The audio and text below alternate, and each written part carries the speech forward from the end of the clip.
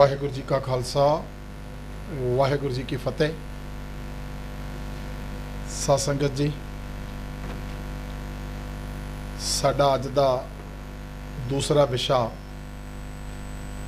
ये साडा अज दा बहुत जरूरी विषय भी है। तुसी सारिਆਂ ਕੋਲ ਤੁਹਾਡੇ ਸਾਰਿਆਂ ਕੋਲ ਇਹ ਬਰਾਊਚਰ ਹੈਗੇ ਨੇ ਜਿਹਦੇ 'ਚ ਸਾਰੇ ਆਪਾਂ विषयों का जिक्र किया है। 18 नंबर के उपर है एक जोत दोए मूर्ति धन पिर कई ऐसो। धन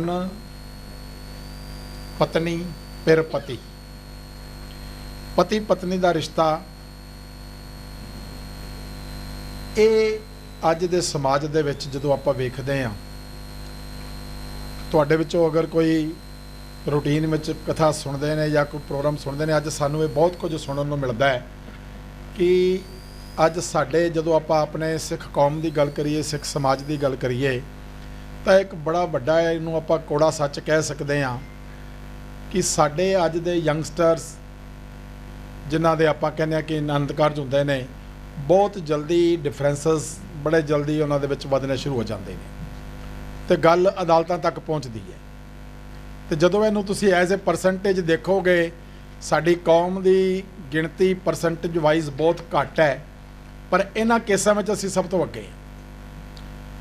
इस चीज़ नूं किवें जदों असीं ये पंक्ति पढ़ रहे हैं धन गुरु अमरदास महाराज जी की, एक जोत दोए मूर्ति धन पिर कई ऐ सोए, इसे विषय नूं अज ये हुण जिहड़ा समा है भैन जी ने विस्तार दे विच साडे नाल जिक्र करना है भी एक जोत धन पिर ये असी किवें समझना है तो अपने बच्चों तक, क्योंकि आप वेख रहे हैं इत्थे भी यंगस्टर हैगे ने पर घट गिनती विच ने, असी अपने बच्चों तक अपने आने आले दुआले समाज तक इस मैसेज नूं किवें पहुँचाना है कि तां जो अजिहियां जिहड़ियां हालातां बन रहीआं ने असी इन्हां चीज़ां तो बच सकीए ते गुरु साहब दे दिते होए उपदेशों के अनुसार जिहड़ा ये जीवन है इस नूं असी चला सकीए। इस कोर्स का मकसद यही है कि सानू गुरबाणी दे वख-वख जिहड़े विषय ने असी पढ़ तो लैने गुरबाणी नूं, पर गल उही है कि विस्तार विच समझण दा साडे कोल मौका नहीं मिलता। तो इस कोर्स नूं इसे करके कि असी गुरु दे नाल अपनी सांझ नूं वधाउणा है। सो मैं ज़्यादा समा नहीं लेना, पर पहलां भी लेट हाँ। मैं बेनती करांगा सत्कारयोग भैन जी बीबी हरजिंदर कौर जी चंडीगढ़ तो, उन्होंने अज इस विषय नूं आनंद कारज का की संकल्प है, एक जोत दोए मूर्ति, भैन जी हरजिंदर कौर जी।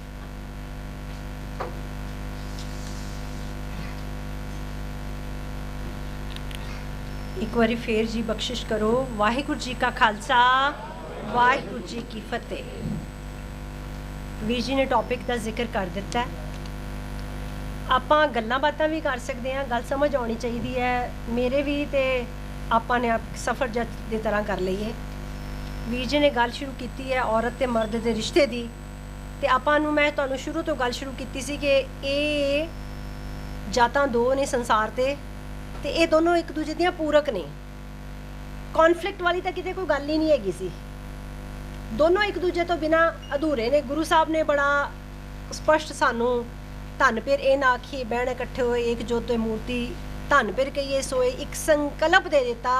और ये संकल्प गुरु साहब ने सानू केवल धन पिर ਲਈ नहीं दिता, संसार तो निरंकार के मार्ग ਲਈ भी दिता है। आपां पहला देख लैंदे आ जी कि ये रिश्ता पूरक है, तो ये जिहड़ा विआह दा संबंध है ये लिए धार्मिक रौह रीत एक सिस्टम बनया होया, जिहड़ा डिसिपलिन है, जिहड़ा कि किसी युग विच त्रेते युग विच इहनूं रामचंद्र ने सीता दा स्वंबर हो गया धनुष दे नाल, धनुष तोड़न दे नाल। फिर द्वापर दे विच अर्जुन ने तेल विचों मच्छी की अख का निशाना लाया। ईसाइयां दे विच ये लीगली हो गया, कानूनी विआह हो गया, बट फिर भी चर्च की ब्लैसिंग तो बिना मानता नहीं इनू प्राप्त हुई कभी भी। भाई कान सिंह राभा ने 8 तरह के विआह की गल की है, मतलब जो इस धरती पर चलन चलता रहा, क्योंकि अगेन दुनिया की सब तो वड्डी जनसंख्या इत्थे है, बिगेस्ट डेमोक्रेसी है, तो हिंदू मत का इत्थे बोलबाला रहा। उस परिपेख विच साडा सारा पिछोकड़ भी चलता है, जिहदे विच भाई कान सिंह नाभा ने कहा कि पहला तो इदां भी हुंदा सीगा कि वर नूं बुला के गहने कपड़े पा के कुड़ी नूं तुरिया जांदा सी, दान दिता जांदा सी, या यज्ञ करवा के यज्ञ करके कुड़ी दा दान किया जाता सी। ਜੋ ਕਿ ਅੱਜ ਵੀ ਹਿੰਦੂ ਧਰਮ ਦੇ ਵਿੱਚ ਕੰਨਿਆਦਾਨ ਹੀ ਕਿਹਾ ਜਾਂਦਾ ਹੈ।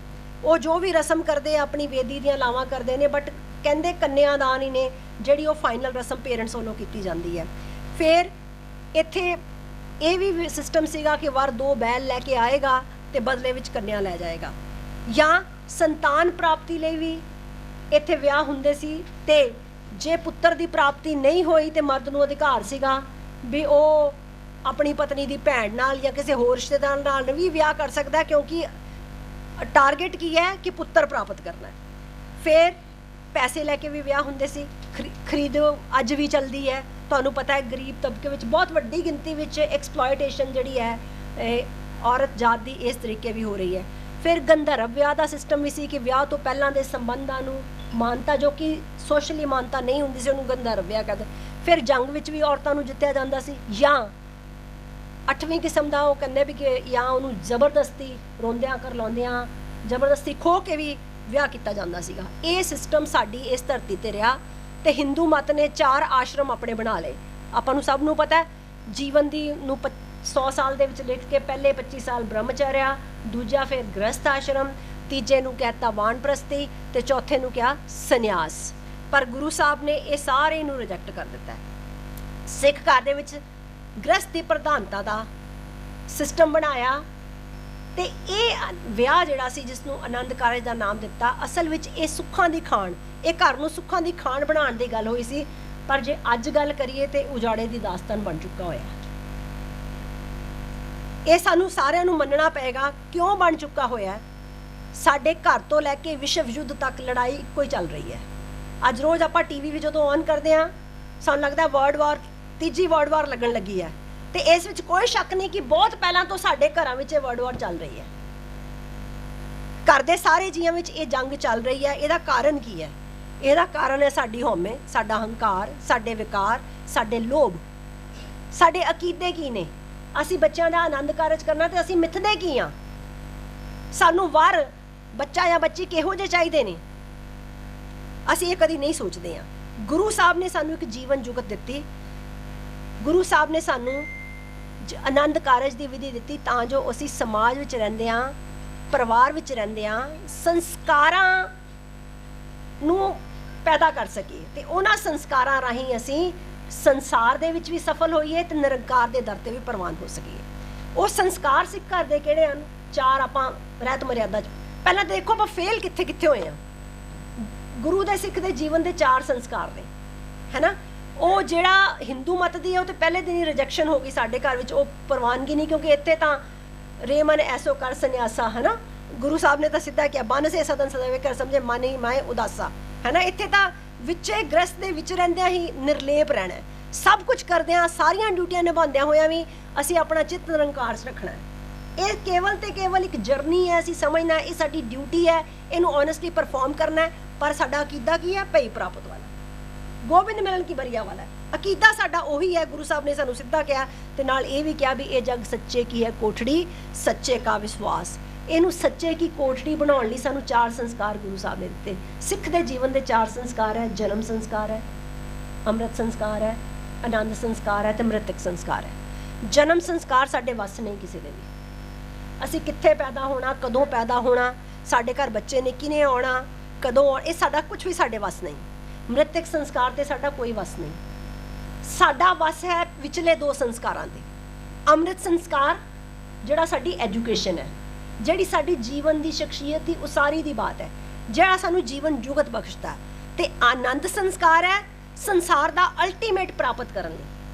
ਪਹਿਲਾਂ ਅਸੀਂ ਆਪੇ 'ਚ ਸਕਸੈਸ ਕਰ ਲਿਆ ਅੰਮ੍ਰਿਤ ਸੰਸਕਾਰ ਵਜੋਂ। ਔਰਤ ਨੇ ਫੈਮਿਨਨ ਵਿਰਚੂ ਵਿੱਚ, ਨਾਰ ਗੁਣਾ ਵਿੱਚ, ਤੇ ਮਰਦ ਨੇ ਮਰਦਾਊ ਗੁਣਾ ਵਿੱਚ, ਮੈਸਕੂਲਿਨ ਵਿਰਚੂਜ਼ ਦੇ ਵਿੱਚ, ਦੋਨਾਂ ਵਿੱਚ ਐਕਸੈਲ ਕਰ ਲਿਆ। ਤੇ ਆਨੰਦ ਸੰਸਕਾਰ ਰਾਹੀਂ ਅਸੀਂ ਏਕ ਜੋਤ ਦੋਏ ਮੂਰਤੀ ਦਾ ਸੰਕਲਪ ਲੈ ਲਿਆ ਕਿ ਅੱਜ ਤੋਂ ਬਾਅਦ ਮੈਂ ਨਹੀਂ ਸਭ ਤੂੰ, ਅੱਜ ਤੋਂ ਬਾਅਦ ਲੈਣਾ ਨਹੀਂ ਦੇਣਾ। ਸਾਡੇ ਘਰਾਂ ਦੇ ਰਿਵਾਜ ਹੁੰਦੇ ਸੀਗੇ ਕਿ ਜਦੋਂ ਆਨੰਦ ਕਾਰਜ ਹੁੰਦਾ ਸੀ ਤੇ ਸੇਰਾ ਪੜਿਆ ਜਾਂਦਾ ਸੀ, ਸਿੱਖਿਆ ਪੜ੍ਹੀ ਜਾਂਦੀ ਸੀ। ਹੁਣ ਦੇਖੋ ਅਸੀਂ ਕਹਾਂਗੇ ਸਾਡੇ ਘਰਾਂ 'ਚ ਬੜੇ ਡਾਈਵੋਰਸ ਹੋਣ ਲੱਗ ਪਏ, ਸਾਡੇ ਘਰ ਟੁੱਟਣ ਲੱਗ ਪਏ, ਕਾਰਨ ਤੇ ਅਸੀਂ ਆਪ ਹੀ ਆ ਨਾ। ਹੁਣ ਉਹ ਸਿੱਖਿਆ ਦਾ ਕਿਤੇ ਨਾਮੋ ਨਿਸ਼ਾਨ ਨਹੀਂ। ਔਰ 99% ਜਿਹੜਾ ਆਨੰਦ ਕਾਰਜ ਹੋ ਰਿਹਾ 4 ਲਾਵਾਂ ਦਾ ਵੀ ਸਾਨੂੰ ਕਿਸੇ ਨੂੰ ਪਤਾ ਹੀ ਨਹੀਂ। ਪਤਾ ਹੀ ਨਹੀਂ। ਸੋ ਮੈਂ ਵੀਰ ਜੀ ਕਹਿ ਰਹੇ ਸੀਗੇ ਕਿ ਸਾਨੂੰ ਦੱਸੋ ਕੀ ਕਰਨਾ ਹੈ। ਪਹਿਲਾਂ ਤਾਂ ਇਸ ਗਰੁੱਪ ਦੀ ਡਿਊਟੀ ਲਾਓ ਵੀ ਸਾਰੇ ਗੁਰੂ ਘਰਾਂ ਵਿੱਚ ਪ੍ਰੀ ਮੈਰਿਜ ਕਾਉਂਸਲਿੰਗ ਦੇ ਸੈਸ਼ਨ ਸ਼ੁਰੂ ਕੀਤੇ ਜਾਣ। ਨੌਜਵਾਨ ਪੀੜ੍ਹੀ ਦੀ ਪ੍ਰੀ ਮੈਰਿਜ ਕਾਉਂਸਲਿੰਗ ਸੈਸ਼ਨ ਕੀਤੇ ਜਾਣ ਤੇ ਆਨੰਦ ਕਾਰਜ 4 ਲਾਵਾਂ ਬੜੇ ਵਿਸਥਾਰ ਸਹਿਤ ਪੜ੍ਹਾਈਆਂ ਜਾਣ ਕਿ ਇਹ 4 ਲਾਵਾਂ ਵਿਆਹ ਲਈ ਨਹੀਂ, ਆਨੰਦ ਕਾਰਜ ਲਈ ਨਹੀਂ, ਇਹ ਜੀਵਨ ਦੀ ਉਸਾਰੀ ਹੈ, ਇਹ ਜੀਵਨ ਦੀ ਅਲਟੀਮੇਟ ਪ੍ਰਾਪਤੀ ਦਾ ਮਾਰਗ ਹੈ। ਇਹ ਮਨੁੱਖ ਦੇ ਇਸ ਚੈਨਲ ਚੋਂ ਲੰਘੇ ਬਿਨਾ ਕੁਝ ਪ੍ਰਾਪਤ ਨਹੀਂ ਕਰ ਸਕਦੇ। ਇਹ ਇੱਕ ਜੁਗਤ ਹੈ ਸਹਿਜੇ ਜੋ ਗੁਰੂ ਸਾਹਿਬ ਨੇ ਫਿਊ ਲਾਈਨਸ ਵਿੱਚ ਸਾਨੂੰ ਦੇ ਦਿੱਤੀ, ਸੂਹੀ ਰਾਗ ਵਿੱਚ ਸਾਨੂੰ ਅੰਕਿਤ ਕਰ ਦਿੱਤੀ। ਅਸੀਂ ਵਡਭਾਗੇ ਹਾਂ ਕਿ ਸਾਡੇ ਕੋਲ ਐਡਾ ਵੱਡਾ ਖਜ਼ਾਨਾ ਸਾਨੂੰ ਵਰਤਣਾ ਨਹੀਂ ਆ ਰਿਹਾ। ਸਾਨੂੰ ਇਹ ਤਾਂ ਪਤਾ ਹੈ ਵੀ ਸਾਡਾ ਇਹ ਬਜਟ ਹੈ ਵਿਆਹ ਦਾ, ਅਸੀਂ ਇਹ ਗਹਿਣੇ ਖਰੀਦਣੇ, ਇਹ ਕੱਪੜੇ ਖਰੀਦਣੇ, ਇਹ ਪੈਲੇਸ ਕਰਨਾ, ਇਹ ਮੈਨਿਊ ਕਰਨਾ। ਅਸੀਂ ਬੜਾ ਵਿਸਥਾਰ 'ਚ ਡਿਸਕਸ ਕਰਦੇ ਹਾਂ, ਬੜਾ ਟਾਈਮ ਲਗਾਉਂਦੇ ਹਾਂ ਤਿਆਰੀਆਂ ਕਰਨ ਤੇ, ਆਹ ਦੇਣ ਲੈਣ ਕਰਨਾ। ਕੀ ਕਦੀ ਇਹ ਤਿਆਰੀ ਕੀਤੀ ਕਿ ਬੱਚੇ ਨੂੰ ਜਾਂ ਬੱਚੀ ਨੂੰ ਇਹ ਦੱਸ ਦਿੱਤਾ ਜਾਵੇ ਵੀ ਆਨੰਦ ਕਾਰਜ ਹੈ ਕੀ ਹੈ ਤੇ ਕਿਸ ਲਈ ਹੈ? ਕੇਵਲ ਬੱਚੇ ਪੈਦਾ ਕਰਨ ਲਈ ਹੈ? ਫਿਰ ਤਾਂ ਕਰਤੂਤ ਪਸ਼ੂ ਕੀ ਮਾਨਸ ਜਾਤ ਹੈ ਨਾ ਜੀ। ਔਰ ਹੋ ਇਹੀ ਰਿਹਾ, ਹੋ ਇਹੀ ਰਿਹਾ ਜਿਹੜਾ ਤੁਹਾਡਾ ਅਲਟੀਮੇਟ ਖਜ਼ਾਨਾ ਹੈ। ਆਨੰਦ ਕਾਰਜ ਦੀ ਬਾਤ ਕਿਤੇ ਨਹੀਂ ਹੁੰਦੀ। ਇੱਕ ਸਮਾਂ ਸੀ ਆਨੰਦ ਕਾਰਜ ਅੰਮ੍ਰਿਤ ਵੇਲੇ ਹੁੰਦੇ ਸਨ, ਸੁੱਚੇ ਮੂੰਹ ਹੁੰਦੇ ਸਨ, ਕਿਉਂਕਿ ਅੰਮ੍ਰਿਤ ਵੇਲਾ ਬਖਸ਼ਿਸ਼ਾਂ ਭਰਪੂਰ ਸਮਾਂ ਹੈ ਔਰ ਹਰ ਮਾਤਾ ਪਿਤਾ ਅਵੇਅਰ ਸੀ ਕਿ ਬੱਚੇ ਦਾ ਨਵਾਂ ਜੀਵਨ ਸ਼ੁਰੂ ਹੋਣਾ ਹੈ ਬਖਸ਼ਿਸ਼ਾਂ ਦੇ ਸਮੇਂ ਵਿੱਚ। ਸੰਗਤੀ ਰੂਪ ਵਿੱਚ ਅਸੀਸਾਂ ਲੈ ਕੇ ਇਸ ਨੂੰ ਸ਼ੁਰੂ ਕਰਨਾ, ਇਸ ਵਿੱਚ ਕਿਸੇ ਤਰ੍ਹਾਂ ਦੀ ਕੋਈ ਇੰਟਰਪਸ਼ਨ ਨਹੀਂ ਹੋਣੀ ਚਾਹੀਦੀ। ਤੇ ਪਰਿਵਾਰ ਜੁੜੇ ਸਨ, ਪਰਿਵਾਰ ਦੇ ਟੁੱਟਣ ਦੀ ਕੋਈ ਗੱਲ ਹੀ ਨਹੀਂ ਸੀ। ਫਿਰ ਉਸ ਤੋਂ ਵੀ ਵੱਡੀ ਗੱਲ ਸੀਗੀ ਕਿ ਜਦੋਂ ਅਸੀਂ ਰਿਸ਼ਤੇ ਕਰਦੇ ਹਾਂ, ਹੁਣ ਦੇਖੋ ਗੁਰੂ ਅਮਰਦਾਸ ਜੀ ਨੇ ਵੀ ਆਪਣੀ ਬੱਚੀ ਦਾ ਰਿਸ਼ਤਾ ਕੀਤਾ ਬੀਬੀ ਭਾਨੀ ਦਾ। ਵਰ ਕਿਹੋ ਜਿਹਾ ਲੱਭਿਆ? ਭਾਈ ਜੇਠਾ ਜੋ ਯਤੀਮ ਬਾਲਕ ਹੈ, ਜਿਸ ਨੂੰ ਨਾਨਕਿਆਂ ਦਾਤਿਆਂ ਨੇ ਨੈਸ਼ ਕਰਕੇ ਦੁਦਕਾਰ ਦਿੱਤਾ, ਜੋ ਗੁਰੂ ਘਰ ਵਿੱਚ ਟੋਕਰੀ ਢੋ ਰਿਹਾ, ਗੁਰੂ ਘਰ ਦੇ ਵਿੱਚ ਕਾਰ ਸੇਵਾ ਕਰ ਰਿਹਾ ਹੈ ਤੇ ਮੁੜ ਕੇ 10 ਨੌਵਾਂ ਦੀ ਕਿਰਤ ਕਰਦਾ ਹੈ, ਘੁੰਗੜੀਆਂ ਵੇਚਦਾ ਹੈ।